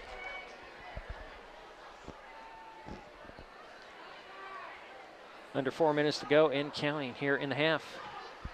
Gig Harbor 10, Shelton 6. The Highclimbers, however, are on the Gig Harbor 21 with a 3rd down and 5. As a result of that fumble? Yeah, and off the punt. Back to the I, it's Kenyon. Nope, it's a Goodwin at the end of the I. Goodwin will little fake on that. Roll out on Rhodes. Rhodes got a couple of guys chasing him. He'll just pull it down and run for the 1st down inside the 15 to, it looks like the 13-yard line. Needed 5, and I think he picked up 7. He picked up about 8. 8, even better. That's enough to move those chains for the Highclimbers. That's all. Another 1st down, 5th one. It's all on Evan Rhodes on that one. Nice job, Evan Rhodes. So 1st and 10 for Shelton on the 13. 3.5 minutes and counting on the clock. I saw Goodwin out, Kenyon back in. Goodwin seemed to be having some trouble with one of his arms. Out of the I will go the Highclimbers. Kenyon at the end of the I, 2 receivers far side. Coots wide to the near side, all by himself. Hand off to Kenyon. Kenyon got to run in for the touchdown. Okay, 13-yard touchdown run. And the Highclimbers take back the lead.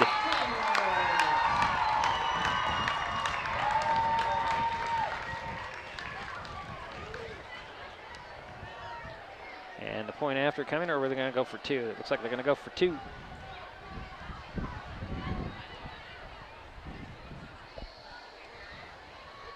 Right now it's a 2-point lead, 12-10. Colbinson will come out.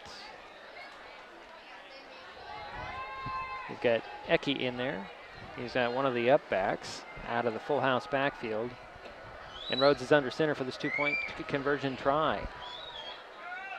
Kenyon will get the handoff, looking for some space. Nope, it doesn't look like he's going to get back to the line of scrimmage, just barely. So that try will go nowhere. So it's now 12-10. Highclimbers lead by 2. 3:03 to go in the half. We'll be right back. This is Mason Web TV, powered by HCC. There's a lot going on these days at Maple Glen in Shelton. Maple Glen has a Sunday brunch, open to the community with free admittance when you schedule a tour. What a great way to learn more about this beautiful senior living community. Maple Glen Senior Living, located just 20 minutes north of Olympia at 1700 North 13th Loop in Shelton. They're just feet away from the hospital, medical professionals, and pharmacies. Contact Teresa Gilman at 360-427-0300 to learn more and schedule a visit to Maple Glen.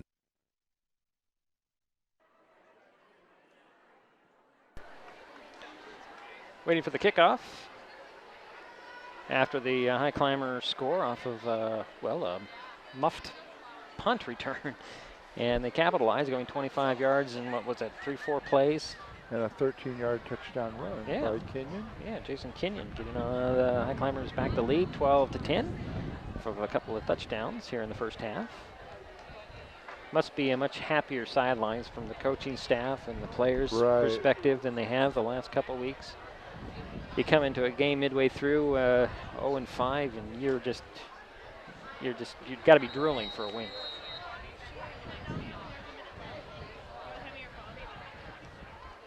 There's the kickoff. It's going to go into the end zone, so a touchback. So 60-yarder, 60-yard kickoff.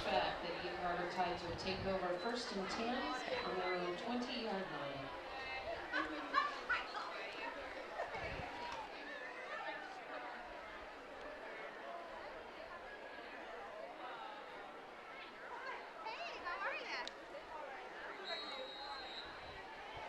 So the Tide will take over. I just had to bring my microphone back up. I had to make some take over on their own 20. 1st and 10, making some instructions for halftime. Out of the gun, handoff goes to Valona. Valona working his way around that left side. He got 5, maybe even 6. Looks like 6 on that run.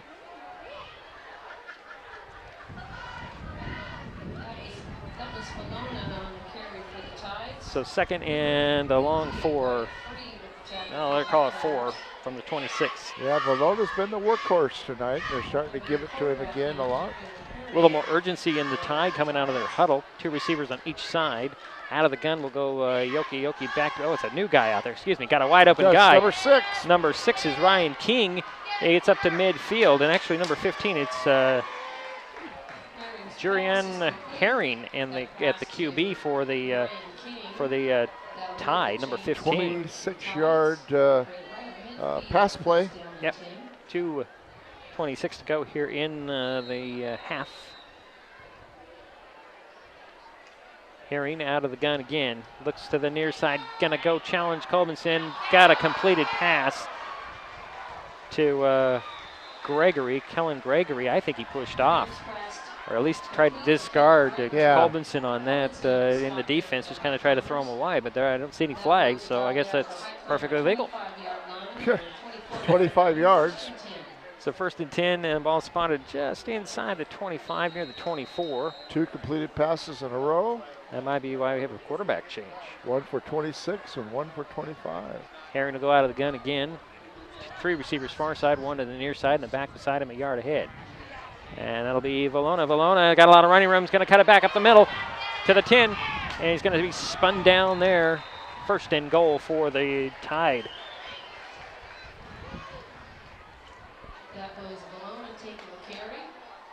Like I said, a little more urgency for the Tide here. 1st and goal from, they're going to call it the 10-yard line.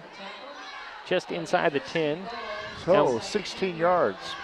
Looks like we have a whistle and might have an equipment issue. 1:53 on the clock.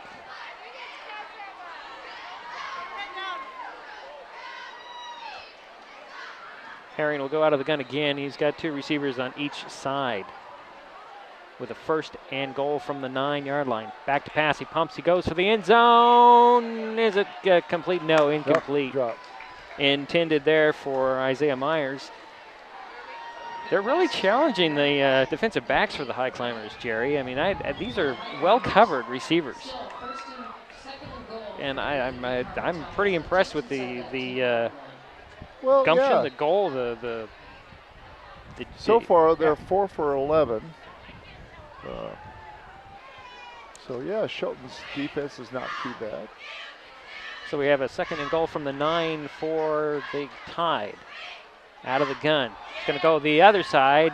He's going to throw, that miscommunication with Gregory. I think Herring thought that Gregory was going to go to the end zone. Gregory kind of just discarded Colbinson again, turned around, and the ball sailed over his head to the spot where Herring thought he was going. So a little miscommunication there. 3rd and goal from the 9.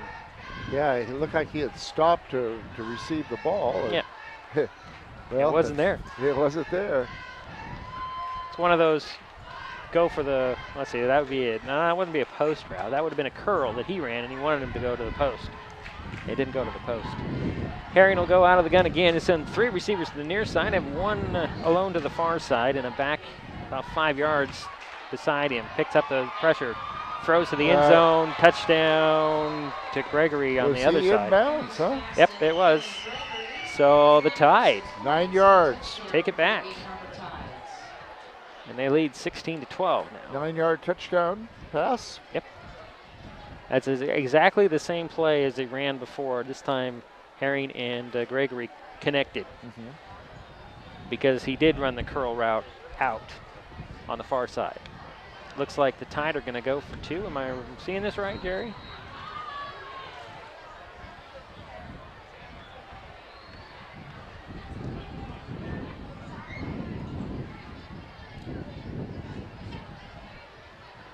So a 2-point try for the Tide. Herring will go out of the gun. 3 receivers near side, 1 to the far side. Looks like the same formation they were successful with. They're going to go for Kellen.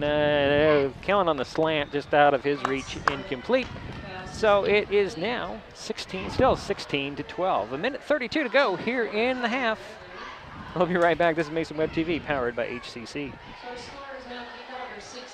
If you're interested in how our local government works, Mason Web TV, powered by HCC, gives you the opportunity to watch our elected officials in action. Every Monday, you can watch the Shelton City Commission. These live broadcasts air at 6 p.m. on the 1st and 3rd Monday of each month and at 2 p.m. on the other Mondays. However, you can watch the City Commissioners online at your leisure or tune into a rebroadcast on Hood Canal Communications local channel. Mason Web TV, powered by HCC, is the only place to find this type of in-depth coverage.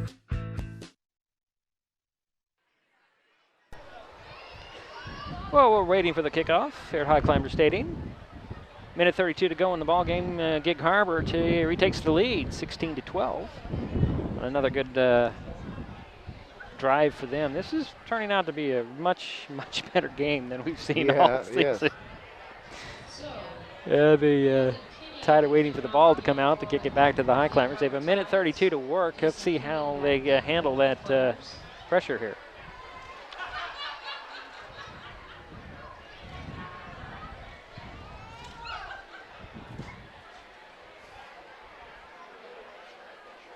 We're still waiting for that kickoff. It's like Jason Kenyon back about his 20 to receive this kickoff from Logan Kinney. I still say that looks like an 8-8 on his jersey. But it must just be the crease in the shirt, in the jersey. There's a run up in the kick. It's another low kick that'll be taken by Cody Hall. He'll drop it, can't pick it up at the 15, finally does. He's gonna bust it open to the 30, to the 35, 40, to the 50, got a guy to beat. And Kinney is the guy who'll run him out at about the 46-yard line, or 44-yard line, excuse me, for the of the Tide. Wow, nice Wow, run. nice return. Even after something that looked like it was going to be really, really bad. Like it was done. Yeah, from the 15 to the, where they're going to spot it, going to be 44 of Gig Harbor.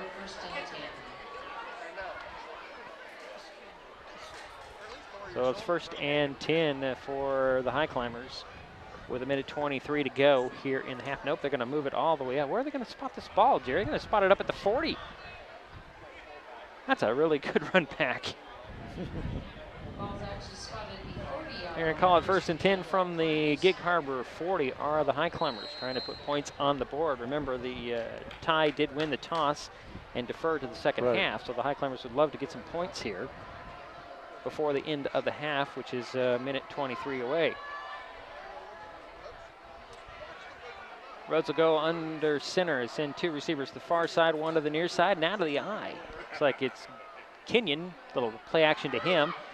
Rhodes will throw, and Max Johnson can't hang on to it. He took a big hit there, and there is a flag in the secondary, up about the 35. So 2nd down is coming. Let's see what the penalty's all about. Uh-oh. Illegal guy but downfield for the Highclimbers. That'll bring it back 5. So brings 2nd and 15 from the 45. It's one of those things where, you know, the linemen are just counting things off in their heads and say they got to release now because we've got to be past the line of scrimmage, but not. So, in 5-yard penalty? Yes. Okay. So 2nd penalty of the ball game for. No, it's not. They're going to call it. They're going to decline that. It would have been 1st and 15. Now it's 2nd and 10. So that they declined that penalty. So 1:15 to go here in the half. 16-12. Gig Harbor with the lead. Shelton with the ball. Rhodes out of the gun. Is going to throw, and intended for Jason Kenyon, incomplete. I think Rhodes changed his mind. He was going to go for Coots a little further out, and then saw Kenyon, and then decided to change it, and that was his. So far, he's thrown 7 times, Rhodes has, and he's completed 1 for 4 yards. And that was the first pass of the game. Under center will go Rhodes, out of the eye. 2 receivers far side, 1 to the near side. Hand off to Kenyon. Kenyon straight up the middle to the 45, or to the 35, still on his feet near the 30. Kind of mark him down about the 32, it looks like. Under a minute to go in the 8 yards. 4th and a couple for Shelton. Are they going to try and stay with it? And Kenyon is just taking over as the leading ball carrier. Oh, Kenyon has gone to the sidelines, though. Goodwin is back in there. 40 seconds and counting. Under the center will go Rhodes. Out of the eye. He's going to keep it and drive forward. Did he get enough for the 1st down? To the 30. He's very close. Going to probably stop that clock enough to see. Gig Harbor says they stopped him. Shelton says they got him. It's going to probably come down to a measurement. I think he's right on the 40. Where's the marker? The marker is probably very close either way. They're going to bring in the chains. Okay. Didn't I call this one? This is the first measurement we've had. No, the 2nd measurement we've had this season. I remember we went almost a whole season without a measurement, and then we had like 5 in one game a few years ago. So they'll stretch this out. Yeah, there's too many players around. Let's see what stretch it out. All right, it's going to be very close. Let's see what happens. It's got it. 1st down, Highclimbers. Under 30 seconds. At the 30 is where the ball will be spotted. 1st and 10 for Shelton. 6 first down. 29 seconds to go here in the half. It's been a good half.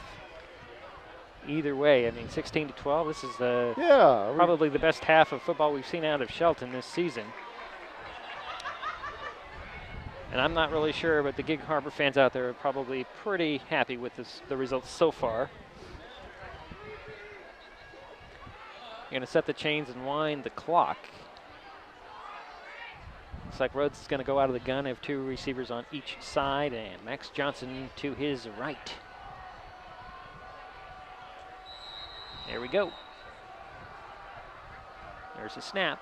Rhodes stands in there. He'll go on the rollout on the far side. Looking downfield, tripped up and slides out of bounds. Gain of about 2, it looks like. Or at least the length of his body.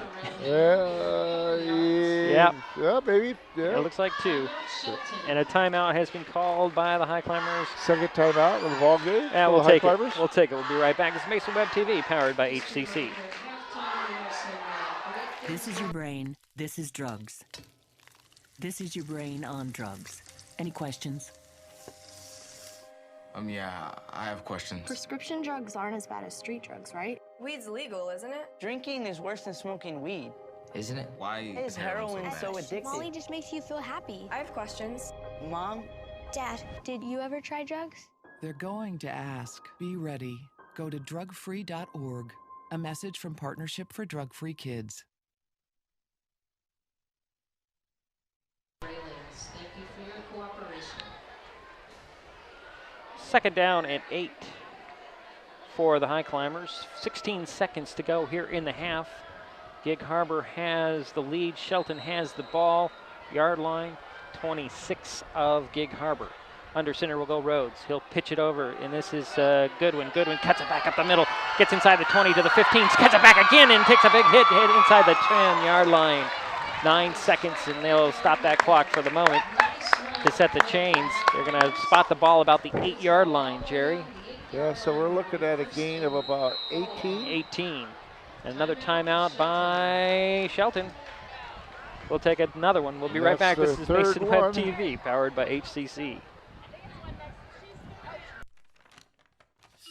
I admit, I did try another TV provider.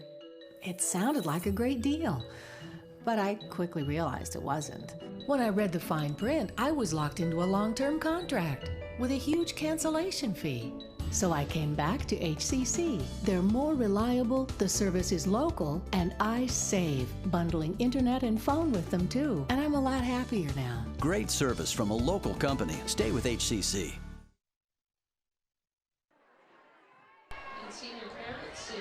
First and goal for the Highclimbers on the 8-yard line of Gig Harbor. 9 seconds to go here in the half. What do you think, Jerry? You think you hand it off to Kenyon or Goodwin, see what they can do? Or do you try to go to the air? Well, you got the Goodwin in there out of the eye. 2 receivers on the far side. I think they'll go on the ground. Escape it on the ground. I'll go to Goodwin.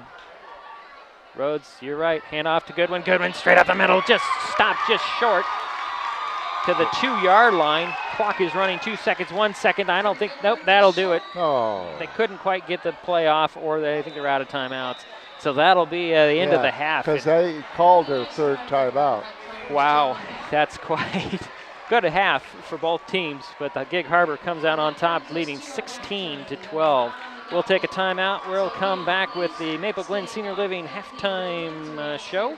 It looks like we'll be treated to a nice little Halloween-themed, well, maybe we'll just keep it right here as the dance team is ready to go. Led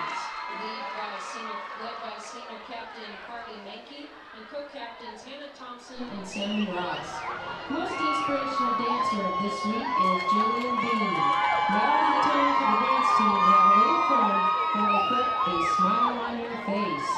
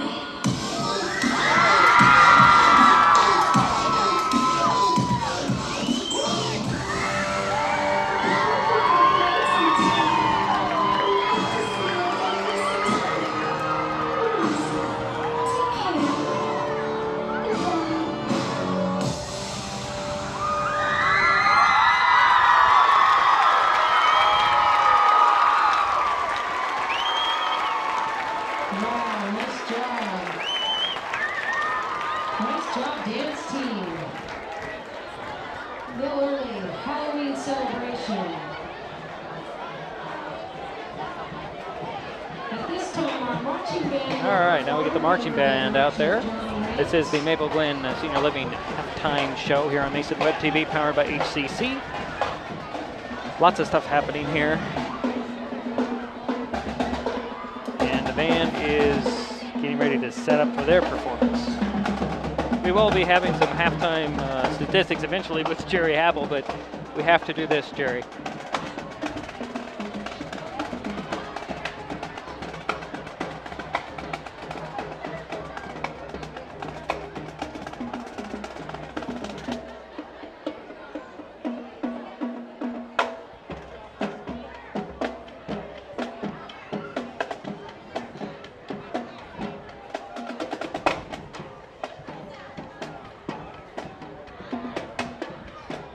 The rain has held off while they're going to do their performance here for halftime.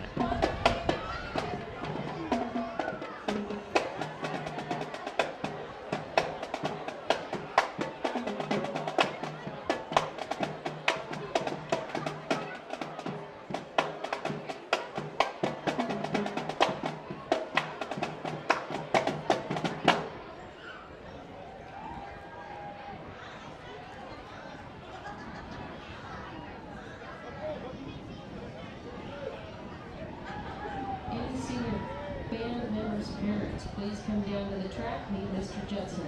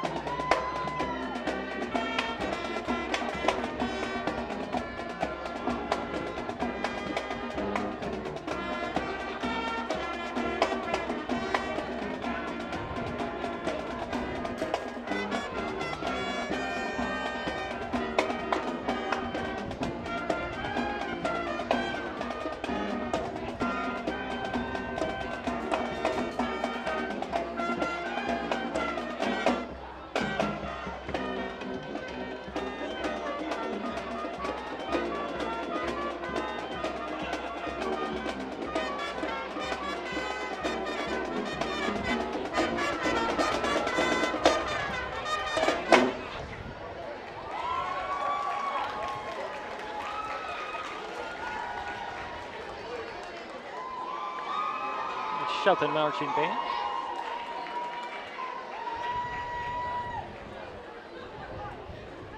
Looks like we might be getting another performance here.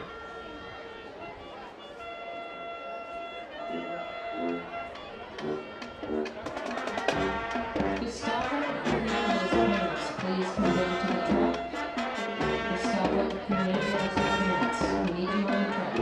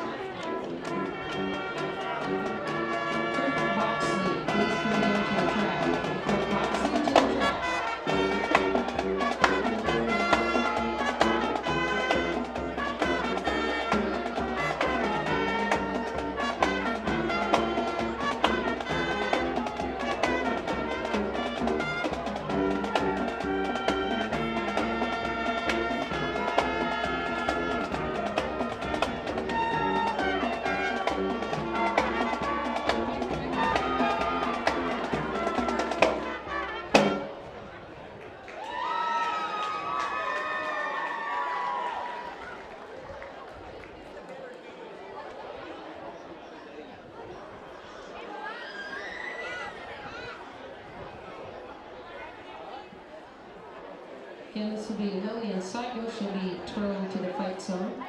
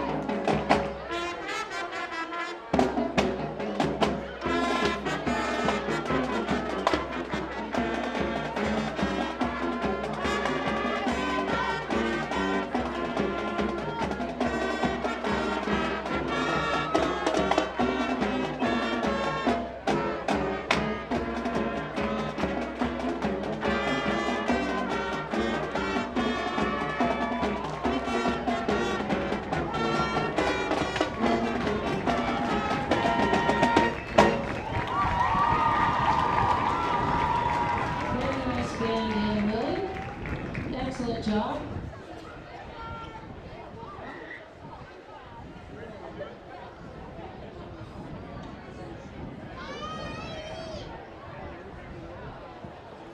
At this time, I'd like to recognize our senior band members. First off is Lisa Greenwald, accompanied by Mom Chris.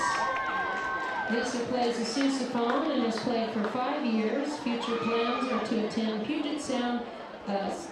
South Puget Sound Community College, then WGU to become a CEO of a Fortune 500 company. Thank you, Lisa.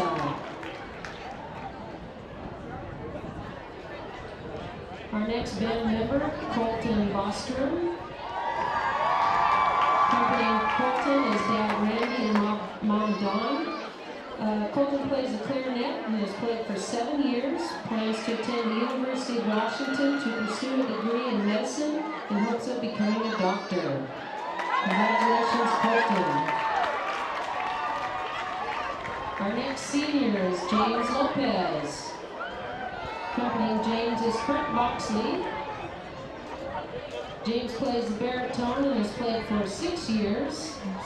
Plans to attend Olympic College before transferring to Central Washington University to pursue a degree in music. Congratulations, James.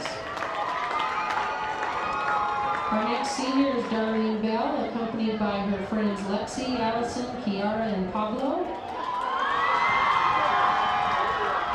Darlene is in the color guard and has been doing that for 4 years and plans on joining the military and becoming a physician. Congratulations, Darlene. Our next senior is Pablo Benita Echeverria, attended by Darlene Bell, Allison Christensen, and Kiara Martz. Pablo is in the color guard and has been doing so for 4 years and plans on attending the University of Washington to become a physician. And finally, Gustavo Hernandez, accompanied by Father Gustavo and Mother Lucrecia. Gustavo plays the trumpet and has played for 4 years, plans to become a pediatric neurosurgeon. So those are your senior band members. Thank you all for your time at Shelton.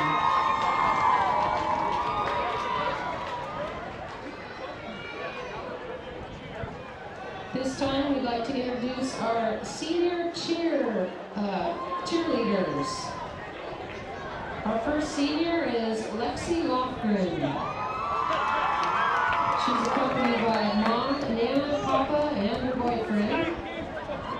This is her first year cheering for SHS, but she's cheered for 4 years. She plans to attend SPSCC before transferring to WSU to become a history teacher. Congratulations, Lexi. Our next cheerleader senior is Jessie Allen, accompanied by Mom, Stepdad, and Grandma. She's cheered 2 years at SHS and 5 years in competitive cheerleading, and she plans to attend South Puget Sound Community College before transferring to a 4-year university. Congratulations, Jessie. Our next senior cheerleader, Viviana Coro, accompanied by her mom, dad, sister, 2 best friends, Karen and Jasmine. Viviana has cheered for 3 years and she plans to attend a university and become a PA or an environmental scientist. Congratulations, Viviana. Our next senior is Caitlin Garrett, accompanied by Mama Carol, boyfriend Colton, sister Vicky, and Nana Carol in spirit. Caitlin has cheered for 3 years and her future plans are to become a OB/GYN nurse. Congratulations, Caitlin. Our next senior is Taylor Rassler, accompanied by Mom Jessie, stepdad Rich, dad Sean, brother Austin, sister Danica, and boyfriend Kevin. Taylor has cheered for 4 years and she plans to enter a beauty school and go to community college. Congratulations, Taylor.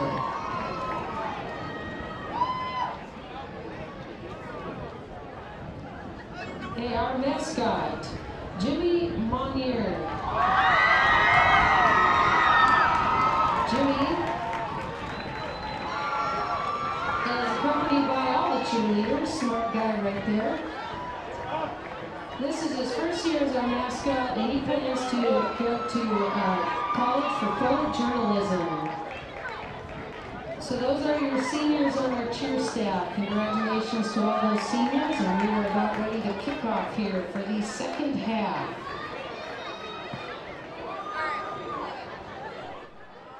All right, folks.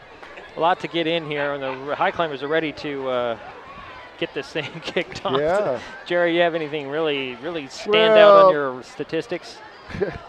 Well, yes. Gig Harbor had 238 yards total, 16 carries for 147 yards, and 91 yards in the air. Shelton had a total of 114 yards, and most of that was on the ground. 23 carries for 110 yards, and they passed 7 times, completed 1. First downs is pretty even. 7 for Gig Harbor, 6 for Shelton. Very few penalties. Well, we're underway here, third quarter action. A little pooch kick that's picked up at the 30 and returned to the 40, 45, or 44. It depends on the spot. 41 is where they're going to spot it. I didn't see who got that ball. It was number 42. That's CP Buffrin. Good little heads-up move. I don't think he was expecting that ball to come his way, Jerry. And Tides did win the toss and defer to the second half. They have a 16-12 lead, and we're 4 seconds into this third quarter. So much has happened in the last few minutes, Jerry. I don't even know where to begin. With the senior recognition of the bands, the cheerleaders, the performance by the dance team, I'm just blown away. Yeah, and they had extended a couple minutes. Yeah, they'd have to. Out of the gun, we'll go Herring. Hand it off to Moore. Nope, yep, and Moore's looking for some room. He runs into a couple of high climbers. And no gain on that whatsoever, Jerry, after a lot of running back and forth, but might even lost a couple of inches. So 2nd and 10 from the 41 is where the ball is spotted. Opening the drive of the third quarter. What number was that? 26. Herring will go out of the gun again. He'll send two receivers, kind of bunched to near side, 2 to the far side, and back to side him. Back to pass he goes. He's looking to the near side, avoids a little bit of pressure on the run, throws it long, complete. And he completed it. And that is to number 6. Yeah, number 6. That's Ryan King into high climber territory near the 20. Well, he just 39 yards. I think the defense on that was Jake Myers, and Jake Myers recovered, but he tried to go for the swipe in the air. Missed it, and then he recovered to make the tackle. 6 for 14 in the air for Gig Harbor, and they've had some nice completed passes. So it's a 1st and 10 from the Shelton 21-yard line. Start off with a 39-yard pass play. 2 receivers far side, 2 bunched to the near side, 1 back beside Herring. Out of the gun he goes. Back to pass. Gonna lob it, same play, complete again, and diving into the end zone, touchdown, Gig Harbor. Yes, that is Ryan King. And the Tide extend their lead. 21-yard touchdown play in the air to Mr. King. So it's 22-12, 10-point lead. And it looks like they're going to kick the extra point this time.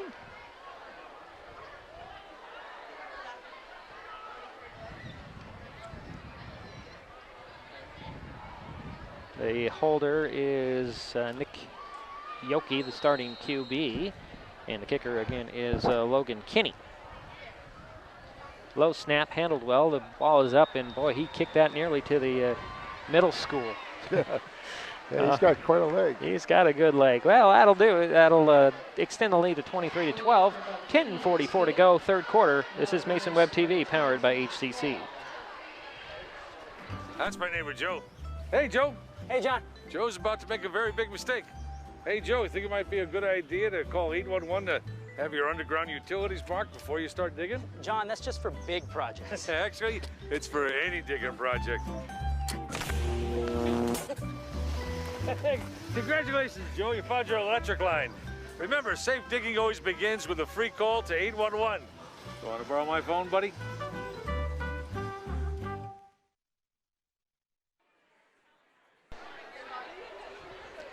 Gig Harbor Tide take their opening drive here in the third quarter and score touchdown, Jerry. Quick. Yeah, quick score. Oh, what was it, a minute, 16 seconds? Yeah. Well, it helps when you start with a short field, really. So, it's like Jason Kenyon's back to receive the kick from Kinney. It's 23-12, Gig Harbor on top. Third quarter action.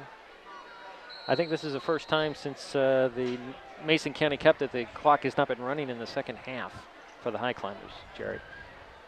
So this is a good sign. This is a good thing. Rain has started to fall again. I think the temperature dropped a few degrees as well. Here's the run up and the kick.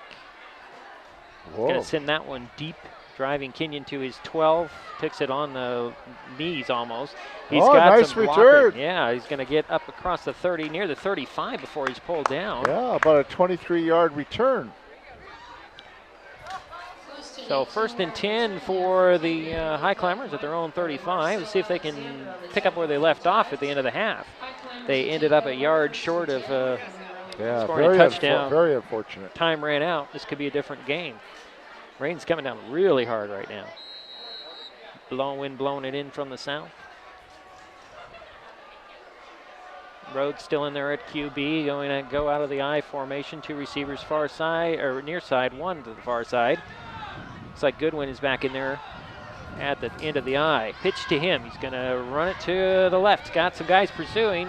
Lowers his shoulder, trying to get something, and I think Ryan King came up a little bit the worse for wear after that collision. Picked up about 2 on the play. So 2nd and 8 now from the 37. Clock is running. 10-10 to go, 3rd quarter action. Gig Harbor with the 23-12 lead. Shelton with the ball. Boren out, Meyer in. Evan Rhodes, the QB. He'll send Meyer wide to the far side. Send Colemanson to the slot far side. And it looks like John Paul Lester is the man wide near side, and out of the I he will go. Rhodes will hand it off. Is that Kenyon again, or is it Goodwin? I can't tell. I think it's Goodwin. Got a couple more. Waiting. Pick up of about 3. 3, yeah. To the 41 and 3rd down. Call it 4, Jerry. 9:18, time elapsing. Yep. And running. And running. And running. That's what elapsing means, doesn't it? All right. I like elapsing. That's a good word. Good term. Working from the near hash mark are the Highclimbers. Rhodes will go under center with 2 receivers far side. Coots is on the near side. Colbinson in the slot. Out of the I. Pitch this time to Goodwin. Goodwin trying to find some running room around the right side. I might give him a couple feet or a foot. Doesn't look like it moved the stick at all. Yeah. So De La Sanchez back out there to kick it away, and it looks like Mark Kimball will be back about his 25. Interesting, Kimball's got either ripped pants or he's got one pant leg. Interesting. De La Sanchez on there to kick it away. Snap a little off. De La Sanchez will get a good one away. He's going to drive Kimball back, and the ball is going to fall inside the 10 to the 5. Oh, hit the end zone. That could be partially driven by the wind, but still, nice kick. Well, I talked to Coach Hinkle about it in our pregame, about kicking in general, and De La Sanchez is becoming more consistent in his kicking. That's what I took out of his comments, because we talked about how the kicking game and how it affects the game overall. 59-yard kickoff. And then they'll bring it out to the 20. That's where Gig Harbor will start out with the 1st and 10 and a 23-12 lead. Herring still in there at QB. He'll go out of the gun. 2 receivers on each side and a back beside him to his left. Well, I meant 59-yard punt. Yeah, I know what you meant. Handoff this time goes to number 6, King. Ryan King, trying to find some room. Manages to find a lot of room up that sidelines on the far side. That's a 1st down run, isn't it? Yes. Very, very close. Yep. Yeah, they'll put it at the 30. 1st and 10.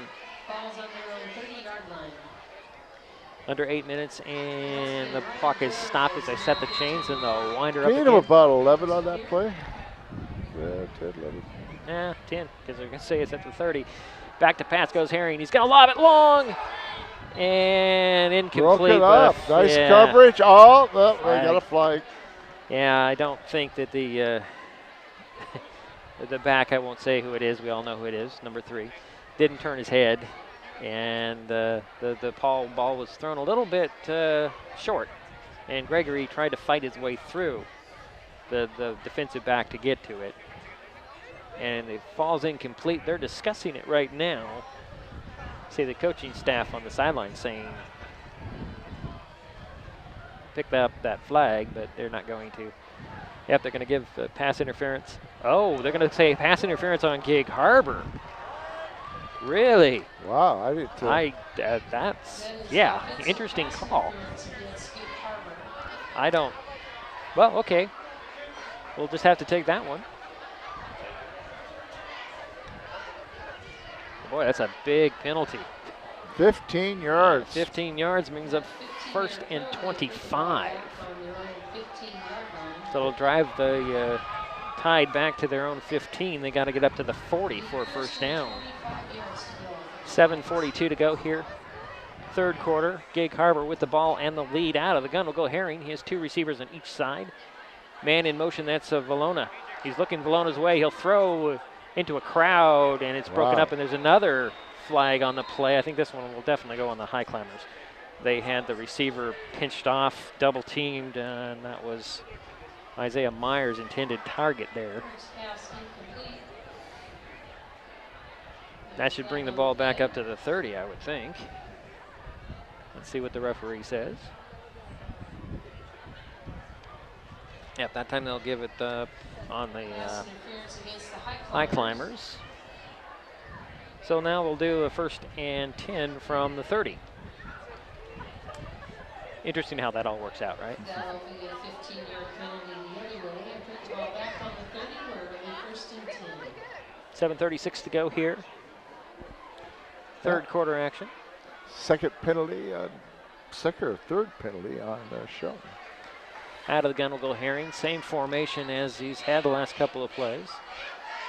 Valona is the guy beside him, and he'll hand it off. We got flags going. Somebody in the neutral zone. Are you saying it's somebody in the neutral zone? Yeah. Okay.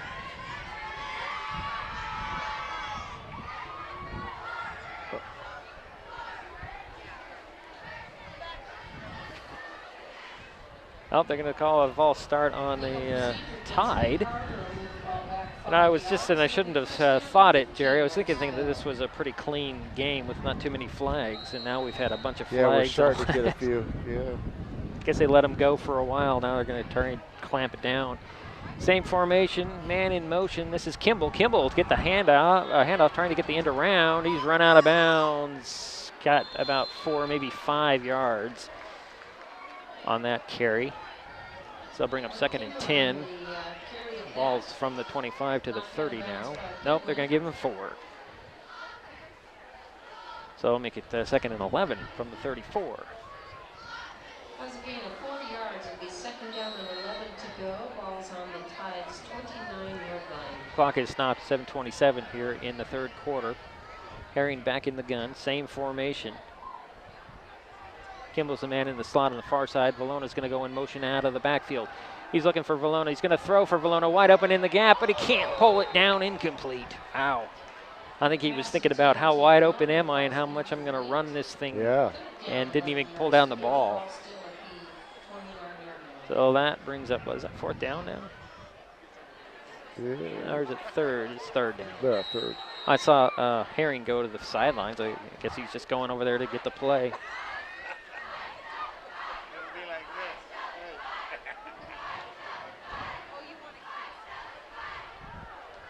And here we go again. This time Herring will send 3 receivers to the far side and 1 to the near side. Looks like Kimball's the guy on the near side.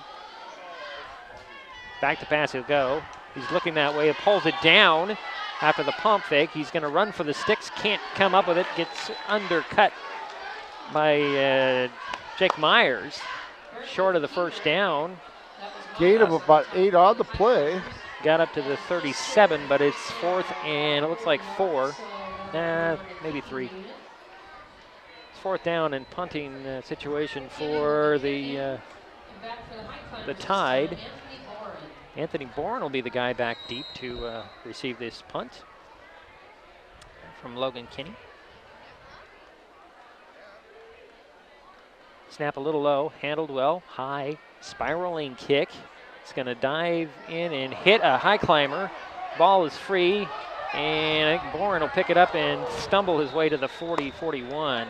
Took a big hit as he's trying to just gather himself. Smart play, because I think that ball hit, who was that? I think it hit Dominic Monette on the shoulder. And a wise thing to pick that thing up and run with it for Bourne. So the Highclimbers start out on their own 40, first and 10. 7:01 to go here, third quarter. Getting pushed out by a future high climber there. Yeah. Our broadcast position is in the stands, about the 50-yard line, almost to the top. It's high climber ball. The Rhodes will send 3 receivers to the far side, 1 to the near side. That's Coots. Out of the gun he'll go. He's got Max Johnson to his right. Long snap on target. Quarterback keeper? Yeah, that was all quarterback draw for Rhodes. He'll get maybe 3 on that, depending on where they'll spot it. Well, they're going to give him 4. Looks like it's at the 44. Call it the second, and it's a long 6. They're not used to that cold world, I'll tell you. Going right through you. Yeah, it is a little bit cold. Oh, we got a new cameraman here. Out of the gun will go Rhodes again. He's got 2 receivers on each side. Max Johnson to his right. He's going to look to the near side, off target. I'm not sure if he was throwing to Kenyon or he was throwing to John Paul Lester. It was right between the 2 receivers. They both tried to get it. He had a good grip on that one. 3rd down and 6 for the high climbers.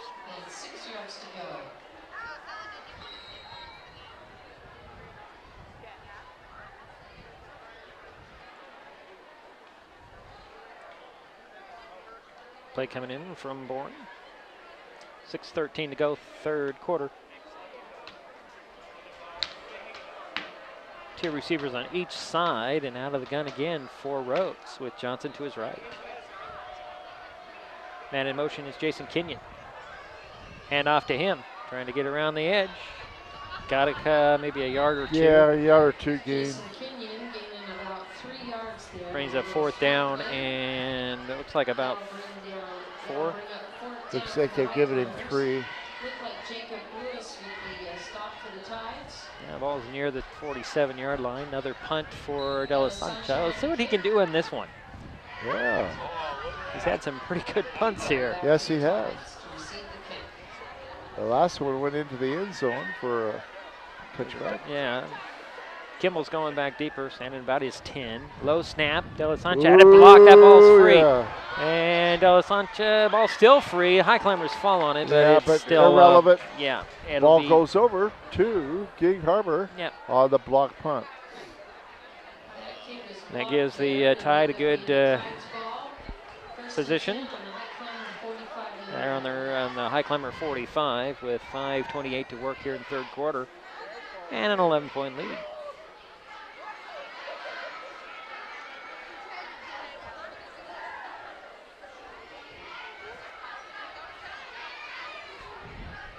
Three receivers will come wide to the near side. Kimball's the guy closest to the formation. 2 receivers on the far side, an empty backfield for Herring.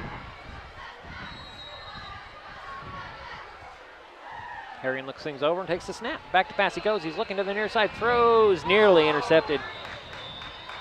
And Travis Collinson, if he had better footing, he would have picked that off. But I think his feet kind of lost his footing before he dove for that pass, and it came up short. Incomplete. 2nd down and 10.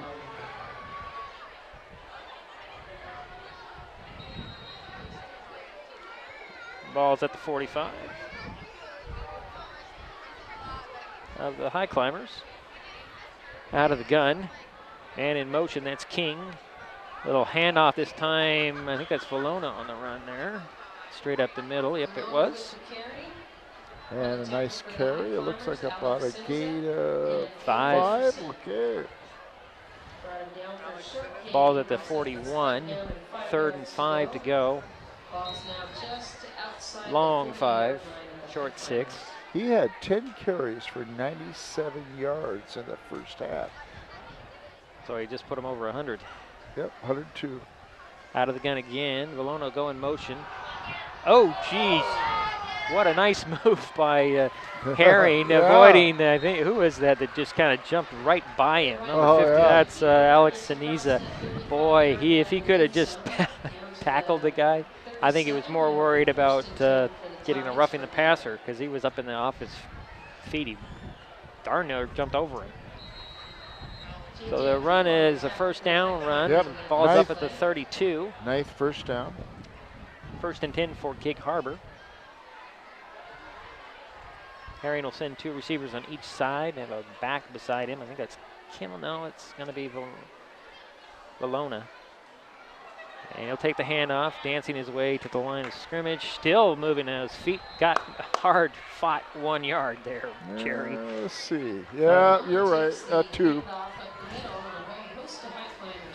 I guess maybe they're going to, that's a yard. Okay. That's a yard. I'd love to give him more, as much power as he'd be dad, but it just ends up to be about a yard. Kept the feet going. Let's see, Valona is number 8. Yeah, he's 175 pounds, 5'8". Out of the gun again. Little fake handoff. Here comes a blitz again. Herring avoids it. Oh, avoids him again. That was Meyer. Still going. Good for a first down.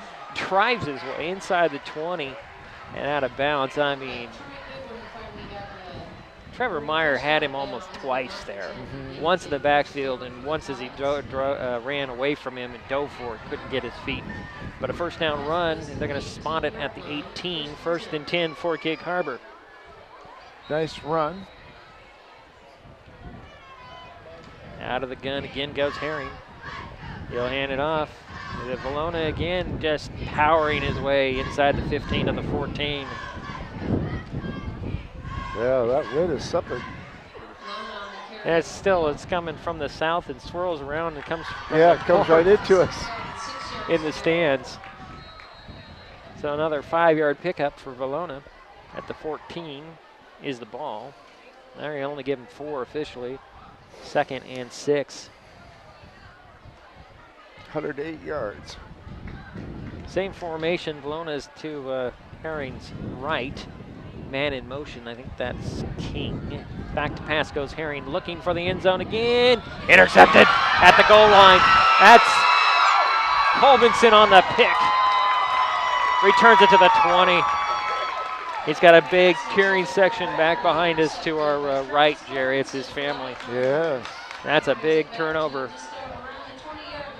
Travis Colbinson with the pick. I think he was thinking pick 6, and that would have been a 100-yard return right there if he had gotten the open field. But good touchdown-saving tackle. I think it was Ben Brownfield who ended up tackling Colbinson. Highclimbers are in business on their own 20. 1st and 10. 2:49 to go, 3rd quarter. Trailing 23-12. Rhodes will go under center out of the eye. 2 receivers far side, 1 to the near side. Long count. Handoff. It's Troy 21, Goodwin. Troy Goodwin crosses the 30. Just a bit shy, about a 2nd and 1. Yeah. Give him 9 on that one, Jerry. Yep. If he had kept his feet, there was a lot of green in front of him. But a good ankle tackle by the Tide.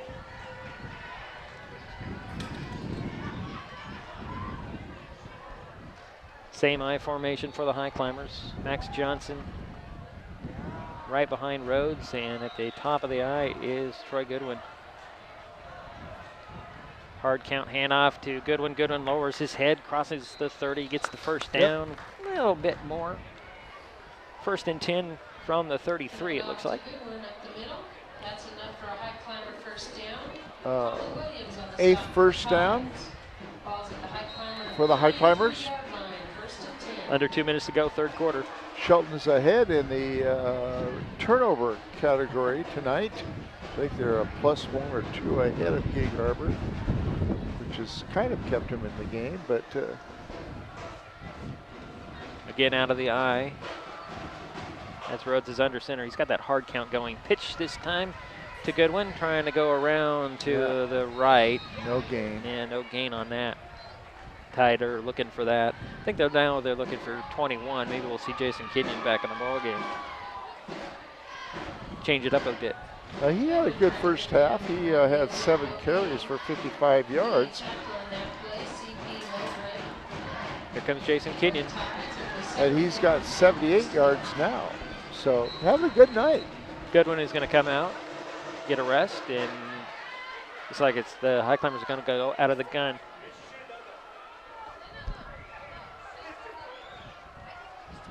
Don't worry. Rhodes out of the gun on the rollout, on the run. Going to hold on to it, get up to the 37-yard line before he's pulled down. So it brings up a third down.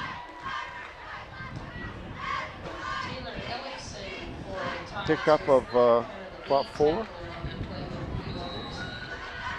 I gave him 5 on that one, Jerry. Sure.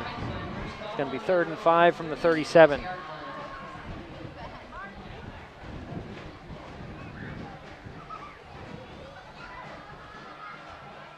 Rhodes is going to go back under center and go out of the eye. 2 receivers far side. 1 to the near side. That's Coots. A tight formation handoff. This is Kenyon, I believe. Gets across the 40 before he's pushed back. Gain of a couple. Count it forward. Yeah, I give him 2 or 3. 3? Yeah. 4th down, and it looks like it's going to be just, 3, it looks like. And that'll be the end of the third quarter. So we'll switch ends. We'll be right back. This is Mason Web TV, powered by HCC.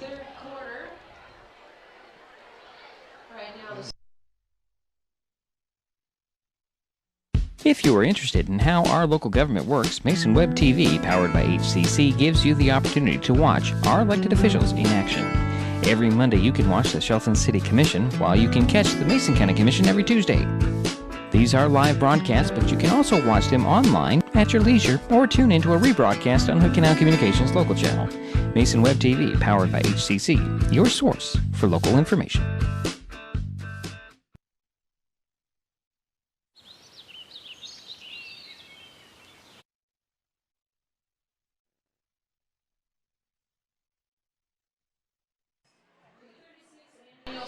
Okay. Nothing like a little technical problems during your third quarter break. And we head to the fourth quarter. Score is still 23-12. Gig Harbor on top. They're promoting the Oyster Fest that goes on this weekend. Jerry's going to be out there. Yeah, we're going to be selling Olympic Mountain ice cream. I hope it's a little warmer than it is tonight. Well, you come during the day, it should be a lot warmer. Oh, we're hoping for the mid-60s tomorrow. So we have a 4th and 4 for the Highclimbers. Punting situation for De La Sancha. Kimball back about his 20 to receive the punt that was blocked the last time. He gets this one away. It's a little bit lower. It's going to go out of bounds about the 27 or 8. I think that blocked punt the last time it was in his head a little bit. He kind of kicked it off the side of his foot. But the Tides will take over on their own 28. 1st and 10.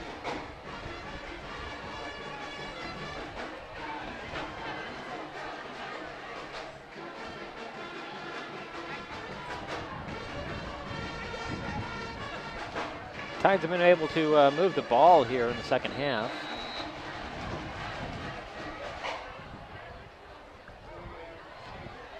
And out of the gun will go Herring. He's got a couple of receivers on each side and a back beside him. There's a snap, little faked handoff to Moore, throws it. Oh, ooh. That pass was there, incomplete. It was due for Mark Kimball and just a little low.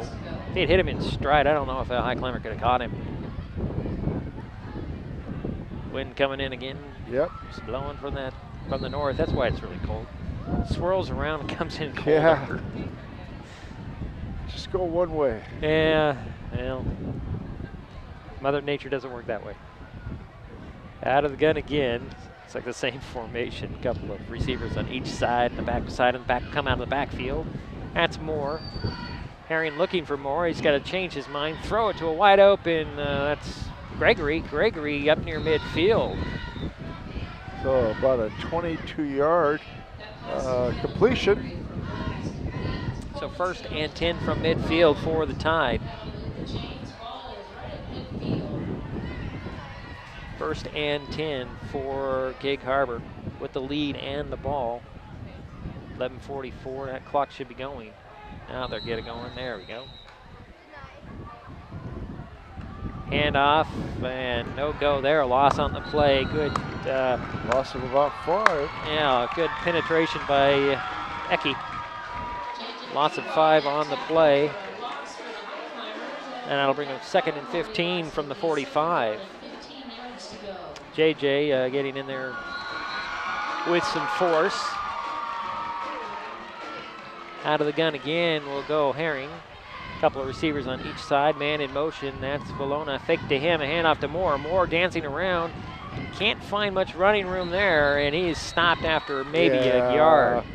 At the most. Junior Moore trying to find some little hole to run through, and there really wasn't. All he was seeing was black. Yeah. Maybe a gain of 1. Yeah, they'll give him 1 on that. Be 3rd down and 14. 10:50 and running. Out of the gun, 3 receivers to this near side, 1 to the far side. Back to pass goes Herring. Looking over, looking to the far side, throws, coming back and not quite making the catch. That's Gregory. Incomplete. 4th down for the Tide in a punting situation. So far, he's thrown 20 times. Well, they've combination of him and Yuki, combination of completing 9 out of 20.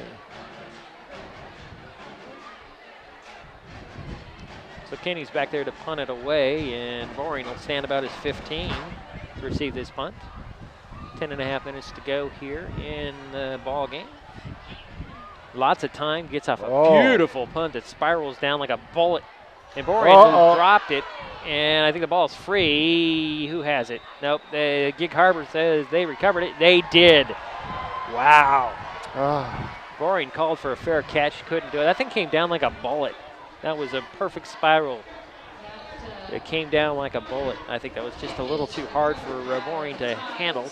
So the Tides get the ball with a 1st and goal from the 10. Is that the first turnover for second? Second for Shelton. Yeah. And so that even things out a bit. Yeah, 2 and 2, I think. Yeah. So Herring's back in business out of the gun from the 10-yard line of Shelton. 1st and goal. Trying to add to their lead. Snap is off guard that Herring will pull it, pick it up, and manage to turn a 5-yard loss into only a couple-yard loss. Give him a loss of 1, it looks like, Jerry. Yeah. So 2nd and goal from the 11. Boy, could we turn off that wind? Somebody close the door over there, Jerry. I know. We don't get the benefit of South Sound. The South Sound Stadium, huh? Yeah. But it was nice last week. It was a little bit warm at times. Yeah. Out of the gun goes Herring. Herring looking for the end zone. He's going to lob it there. Knocked away at the last minute. Good defense by it's Monette. Incomplete. It falls. Intended for Isaiah Myers.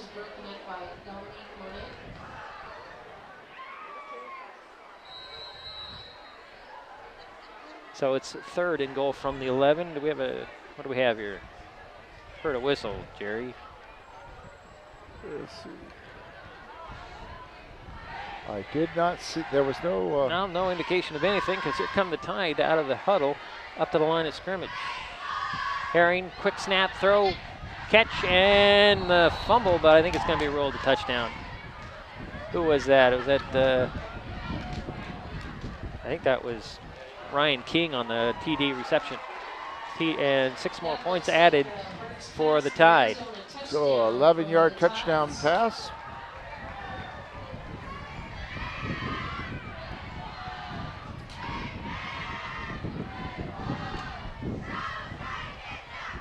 $50 minutes? You're fine. Okay. So Kenny's on there to kick the extra point. 9:33 to go here in the ball game. Gig Harbor 29 now. Shelton 12. There's a snap, the spot, the kick. It is good. I mean, he just arcs those things. 9:33 to go here in the ball game. Gig Harbor extends their lead, 30 to 12. This is Mason Web TV, powered by HCC. You've seen the sign, keep right except to pass, but did you know it's the law?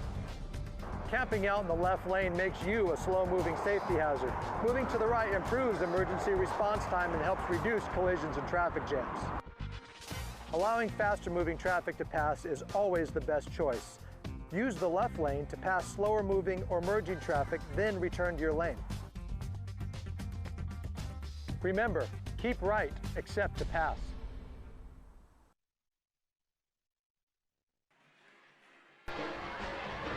Another touchdown for the Tide. A lead 30 to 12. 9:33 to go here in the ball game. Yeah, Harrington's been a little more effective with the pass game, I think, than Yuki. Yeah, that's probably why they swapped the quarterbacks out in the second quarter. Yeah. And their usual starter, who ran pretty much everything last year, if I remember right, injured. I think that was a Griffin. And he was hurt in the last game? Yeah, can't remember exactly who it was now. Let me think here. I can't remember now. So the ball's teed up at the 40. Kenyon is back about his 17 to receive this kick from Kinney.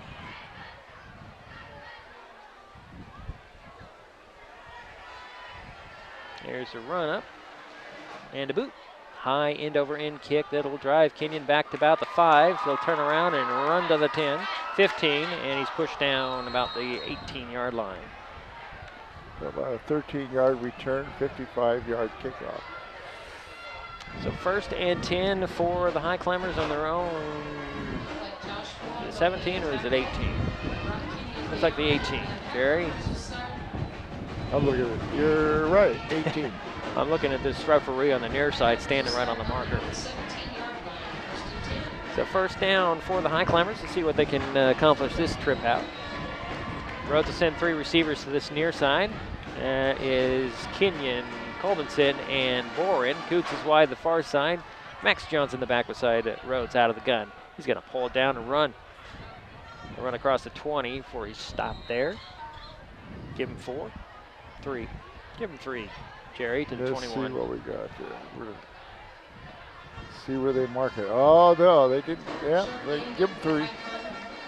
2nd down and 7 for Shelton. Goodwin in, Kenyon out. His trading backs has been pretty effective, I think, giving one more rest with Kenyon and Goodwin. Rhodes will go under center, send a receiver wide to the far side and 2 to the near side. Looks like it's Boren and Colbinson on this near side. Coots is the man wide to the far side. Pitch this time to Goodwin. Goodwin will dive to the 25. Bring up 3rd and about 3. I'm surprised Johnson has only ran it tonight once. Maybe they're holding that for reserve. Charlie Hurt will join the huddle. And Colbinson will sprint off the field. Coots will go wide to the far side. Boren and Hurt will come to the near side. Going to go on I formation. Goodwin at the end of the I. Johnson the fullback. Oh, everybody went but Rhodes. And the flags were a little late on that. That's too bad.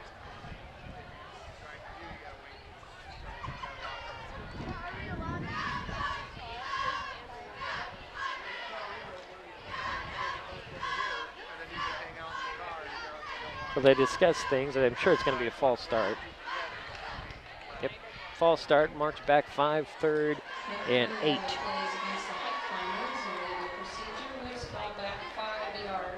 Probably about 25 yards, 25 to 30 yards in penalties for Shelton. So 3rd and 8 from the 20 for Shelton. Under 8 minutes to go, 7:54 and counting, actually 7:50 now. Out of the gun will go Rhodes. 2 receivers on each side. Everybody set. Low snap. Snap is down on the ground. Rhodes will spin away from some pressure. He's on the run. Throw it down the field. Oh, is it complete or incomplete? Good one, I think.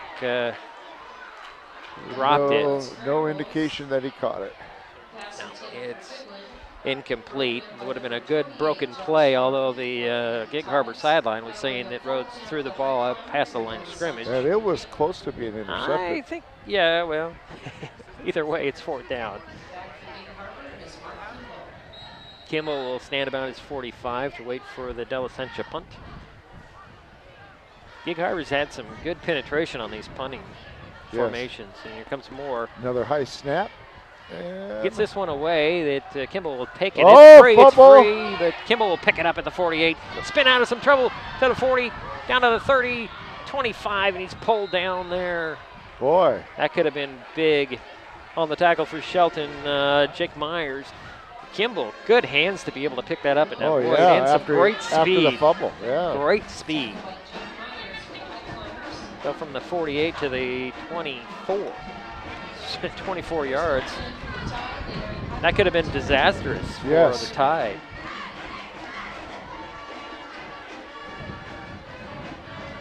.7:21 to go, ball game. Gig Harbor 30, Shelton 12. Herring will go out of the gun again. Send a couple of receivers on each side, and one back beside him to his right. And off to him, I think that's Bologna. Bologna met after a couple of yards gained there, give him 2 or 3. It's like 2 to the 22. 2nd and 8. Clock is running, approaching 7 minutes.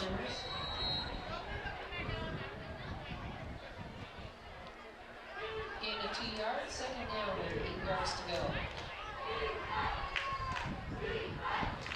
Same formation as last time for Herring. Herring hands it off. Nope, he'll keep it Quarterback himself. keeper. Yep. And he is dropped for a loss of about 4 yards, 3 to 4 yards. Connor Van Dyke and Jake Myers teamed up on that, and a loss on the play, and it brings up 3rd and looks like 11, Jerry. Yeah, loss of about 4 on the play. Ball back at the 25. 6:20 and counting in the ball game. Gig Harbor with the ball in the lead. Herring out of the gun. Short drop throws. Nice defense there. Intended target, I think that's Gregory. Colbinson on the defense, and that was Gregory, the intended target. That was on target. Colbinson either got a piece of it or bothered the vision of Gregory. That's 4th and 11 now. Well, they're not going to try a 42-yard field goal. Well, he's got a good leg. Well, he's got a great leg. Let's see what he can do on this one. Yeah, 42-yard attempt. Got the wind to his back. Yeah, there's the spot. The kick, it is that good? Nope, it's a little low. Wow. Wow. Highclimbers will take over. It'll be 1st and 10. Highclimbers will take over on their own 20, isn't it? From the 25-yard line. No, they start at the 20. A little confusion with the referee. So we start at the 25, we start at the 20. Make some changes. We have the girls' swim team here Thursday versus Central Kids Act starting at 3:30. So we have 1st and 10 for the Highclimbers on their own 20-yard line. 6:10 to go in the ball game, trailing 30-12.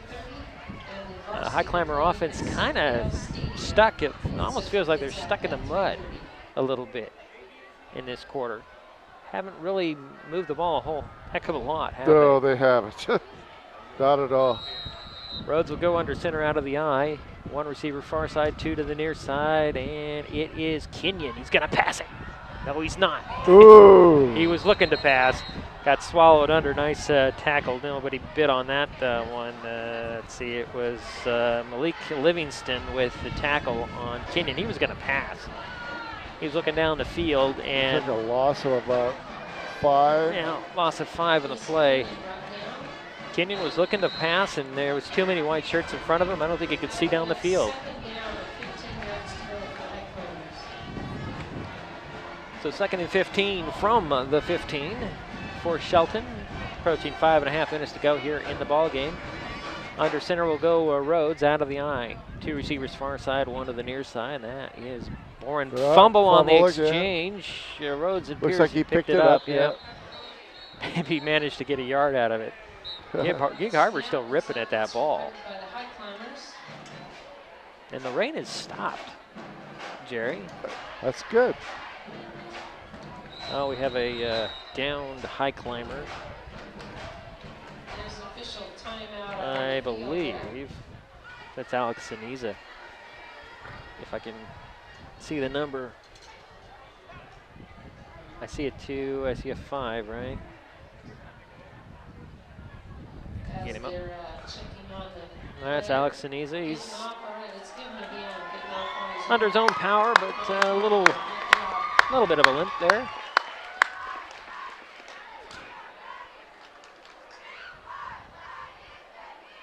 And we do have a flag on the play as well. I didn't even see that. Against Yelm, the Tornadoes at Yelm High School on Thursday. I guess there's a penalty against the Highclimbers as well. 7:15. And then next Friday, the football game is at North Thurston at South Sound Stadium starting at 7 p.m. So follow the Highclimbers to all those events. And finally on Saturday, volleyball varsity. And after all that, there's an illegal shift on the Highclimbers. It has been declined.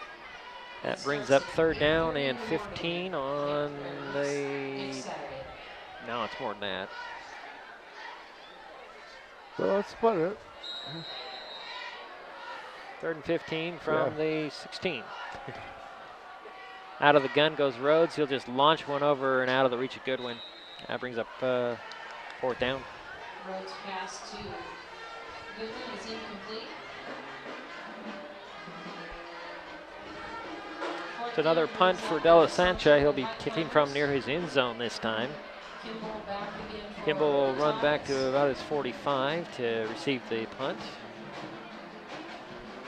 Ball looks like it's at the 16-yard line for Highclimbers.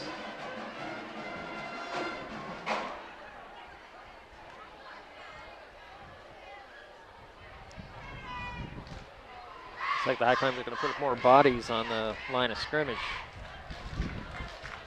Another good pressure. The high punt is kind of short. Kimball will let it bounce and then pick it up at the 47 to the 40. And maybe got another yard or two after being stopped. But a lot of pressure, like you said, from Gig Harbor. They've blocked one and almost blocked a couple others. They've had good penetration. Going to mark it down at the 40. So 1st and 10 for Gig Harbor on the Shelton 40 with under 5 minutes to go here in the ball game.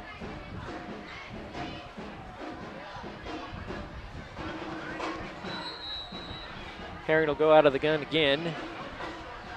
Send 3 receivers on this near side, 1 to the far side and 1 back beside him to his left.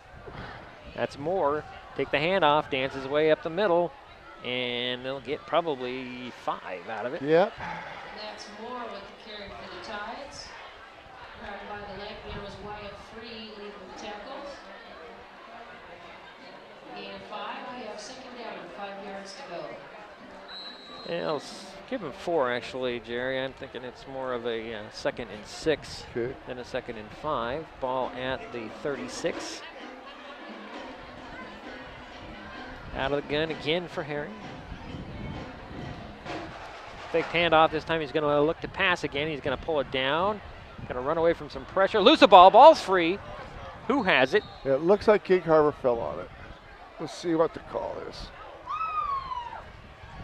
Well, no indication it's changed hands. So after that, it's pretty close to 1st down. Yeah. Too. No, there. That's a 1st down. What the? Indication of first down from the referee right on top of the play. Wait a minute. What? Highclimber offense is out there. There was no indication until just now. There was no indication of a fumble. So the and I thought Gig Harbor had fallen on it, but we'll take it. There is a fumble recovery, 1st and 10 for Shelton at the 30-yard line. So Gig Harbor is -1 on the turnovers. Out of the eye again for Rhodes and company. Handoff. That Goodwin trying to get to 5 there, and might have got 4. It's a very strange play to play before the turnover. It didn't even, there was no reaction from anybody. Yep. So 2nd and 6 for Shelton on their own 34. Goodwin is the leading ball carrier, of course, for the Highclimbers, and the second leading ball carrier is Jason Kenyon. John Paul Lester back in the lineup for the Highclimbers. His dad's around here somewhere. Out of the gun will go, actually it's not Rhodes, I don't believe. I think it's Trevor Meyer. Rhodes is in motion. He'll take the handoff, trying to get around the edge and get much. Nope. Yeah, Trevor Meyer running at least that play. They did this a little bit against Peninsula, and they had some success with Meyer running things, and Rhodes is one of the flankers. Right. But 3rd and 6 now from the 34. There's our 2:40 in the ball game.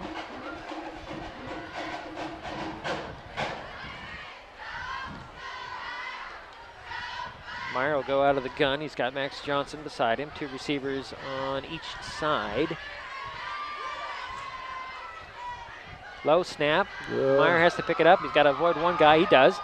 Cuts it back up the middle. Avoids his second guy. He's on the run across the 40 to near the 45 for a first down run. He picked up about 10 yards on that misplay. Yeah, it's going to be exactly 10 yards. Actually, give him 11, Jerry, because it's at the 45. 1st and 10 for the Highclimbers. 2:15 to go in the ball game. Shelton trying to come back. 10th first down for the Highclimbers. And he made something out of nothing. Something could have been very disastrous. Meyer will go out of the gun again. Send 2 receivers to the far side. 2 to the near side. There's the snap on target. This time Meyer fakes the pass, pulls it down, is trying to try and scramble, decides to pull it down again, got back to the line of scrimmage. Yeah. He tried to throw it a couple of times. He just didn't have anybody to throw it to. So 2nd and 10 from the 45.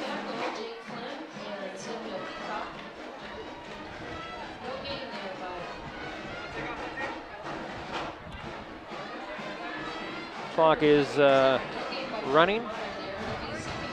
125 and counting. Same formation with a couple of receivers on each side. Out of the gun will go Meyer. Max Johnson, the guy beside him. Yep. False start on that one. I like how they throw those flags in there. Everybody knows it's a false start, and there's about 4 flags flying.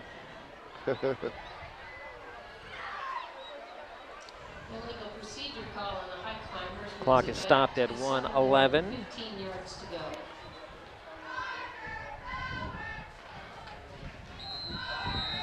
And they'll wind her up and get another playoff for the 2nd and 15 from the 40 for Shelton. Same formation.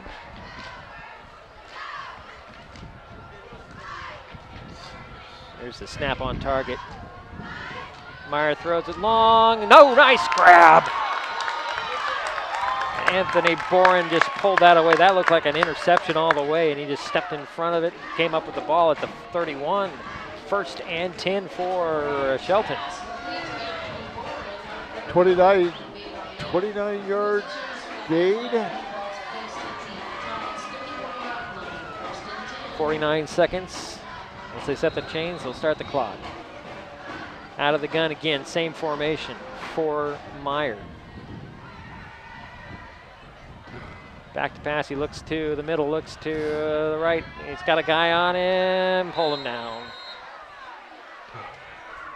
On the tackle there, Jake Flynn, the first guy there.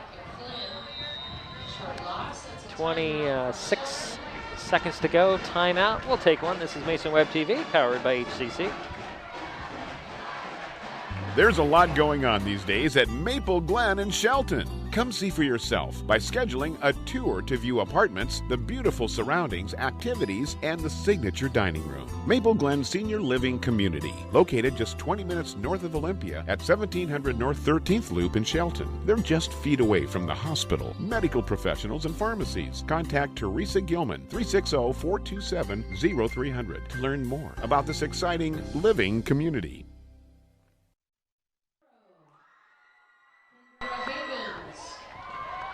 26 seconds to go in the ball game. 30-12 is the score. Shelton has the ball on the Gig Harbor 38 with a 2nd and 18. See what they can do here in the next 26 seconds. Try to put some more points on the board. Highclimbers have only managed as much as 14 points. It's the most they've scored in the game so far. Out of the gun will go Meyer. Not much of a drop, and he's going to go down. That might be the last play. 17 seconds. Meyer, 15. Max Johnson a little slow getting up there. Yeah, I think they're going to run this clock out. We're under approaching 5 now. I don't think we need to get a play off. I don't think they have enough time. Well, that'll do it. So Gig Harbor pulls off the 30-12 victory here at Highclimber Stadium. We will take another timeout. We'll be back and wrap this thing up. Final score, Gig Harbor 30, Shelton 12. This is Mason Web TV, powered by HCC. That's my neighbor, Joe. Hey, Joe. Hey, John. Joe's about to make a very big mistake. Hey, Joe, you think it might be a good idea to call 811 to have your underground utilities marked before you start digging? John, that's just for big projects. Actually, it's for any digging project. Congratulations, Joe. You found your electric line. Remember, safe digging always begins with a free call to 811. You want to borrow my phone, buddy?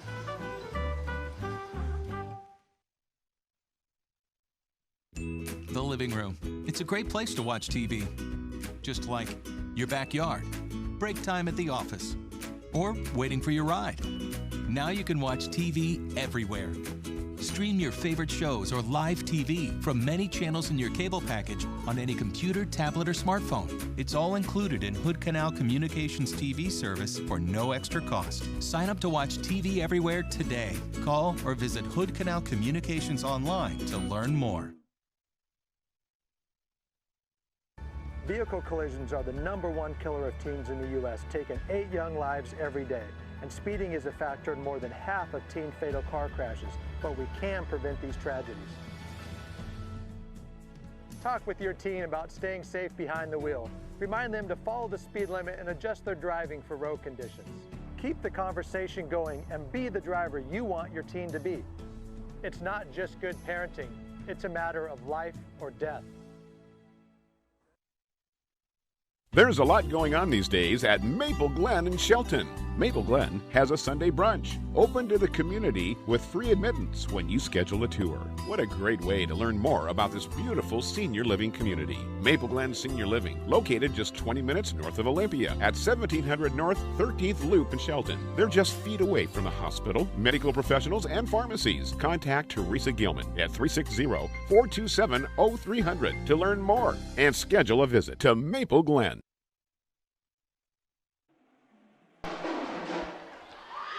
Well, we're back here at Highclimbers Stadium. Final score, Gig Harbor 30, Shelton 12. Jerry, you still need some more time to do your stats? About another minute, I'll be ready. Okay, well, since we have a minute, we will talk about some things here. Gig Harbor was on the Associated Press preseason poll. I think they might have appeared the next week, but they haven't been on that 3A poll since. We'll talk a little bit about that Class 3A poll. Timberline still at number 7. Eastside Catholic and O'Day, by the way, they're playing tonight. That'll be an interesting game. Let's see here. What else can we talk about? Tumwater is at 4 in the Class 2A. At a 3-2 record. That's kind of amazing. North Kitsap is 5-0, and they're number 7 in the 2A poll. Single A, let's see here. Montesano, Cherries at 4. Napavine and Adna, 3 and 5 in the Class 2B. And as for the Class 1B, Quilcene sitting at about 7 or 8 actually. If you were interested in the 4A poll, Graham Kapowski at number 3, Camus is at number 1. Interesting situations. Pretty much stable on this poll for a while. Yeah. That's what I have a couple. That's what I had to talk about. Jerry, anything you want to add? Yeah. Well, Shelton had 10 first downs, and Gig Harbor had 11. What really was the tail of the ball game? Gig Harbor had a much more balanced attack.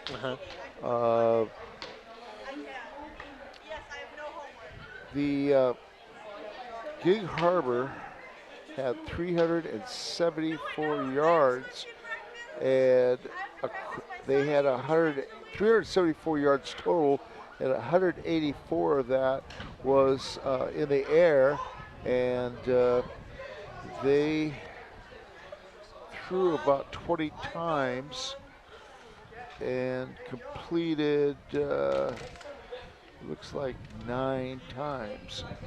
So they were doing something in the air. I mean, especially with Harrington.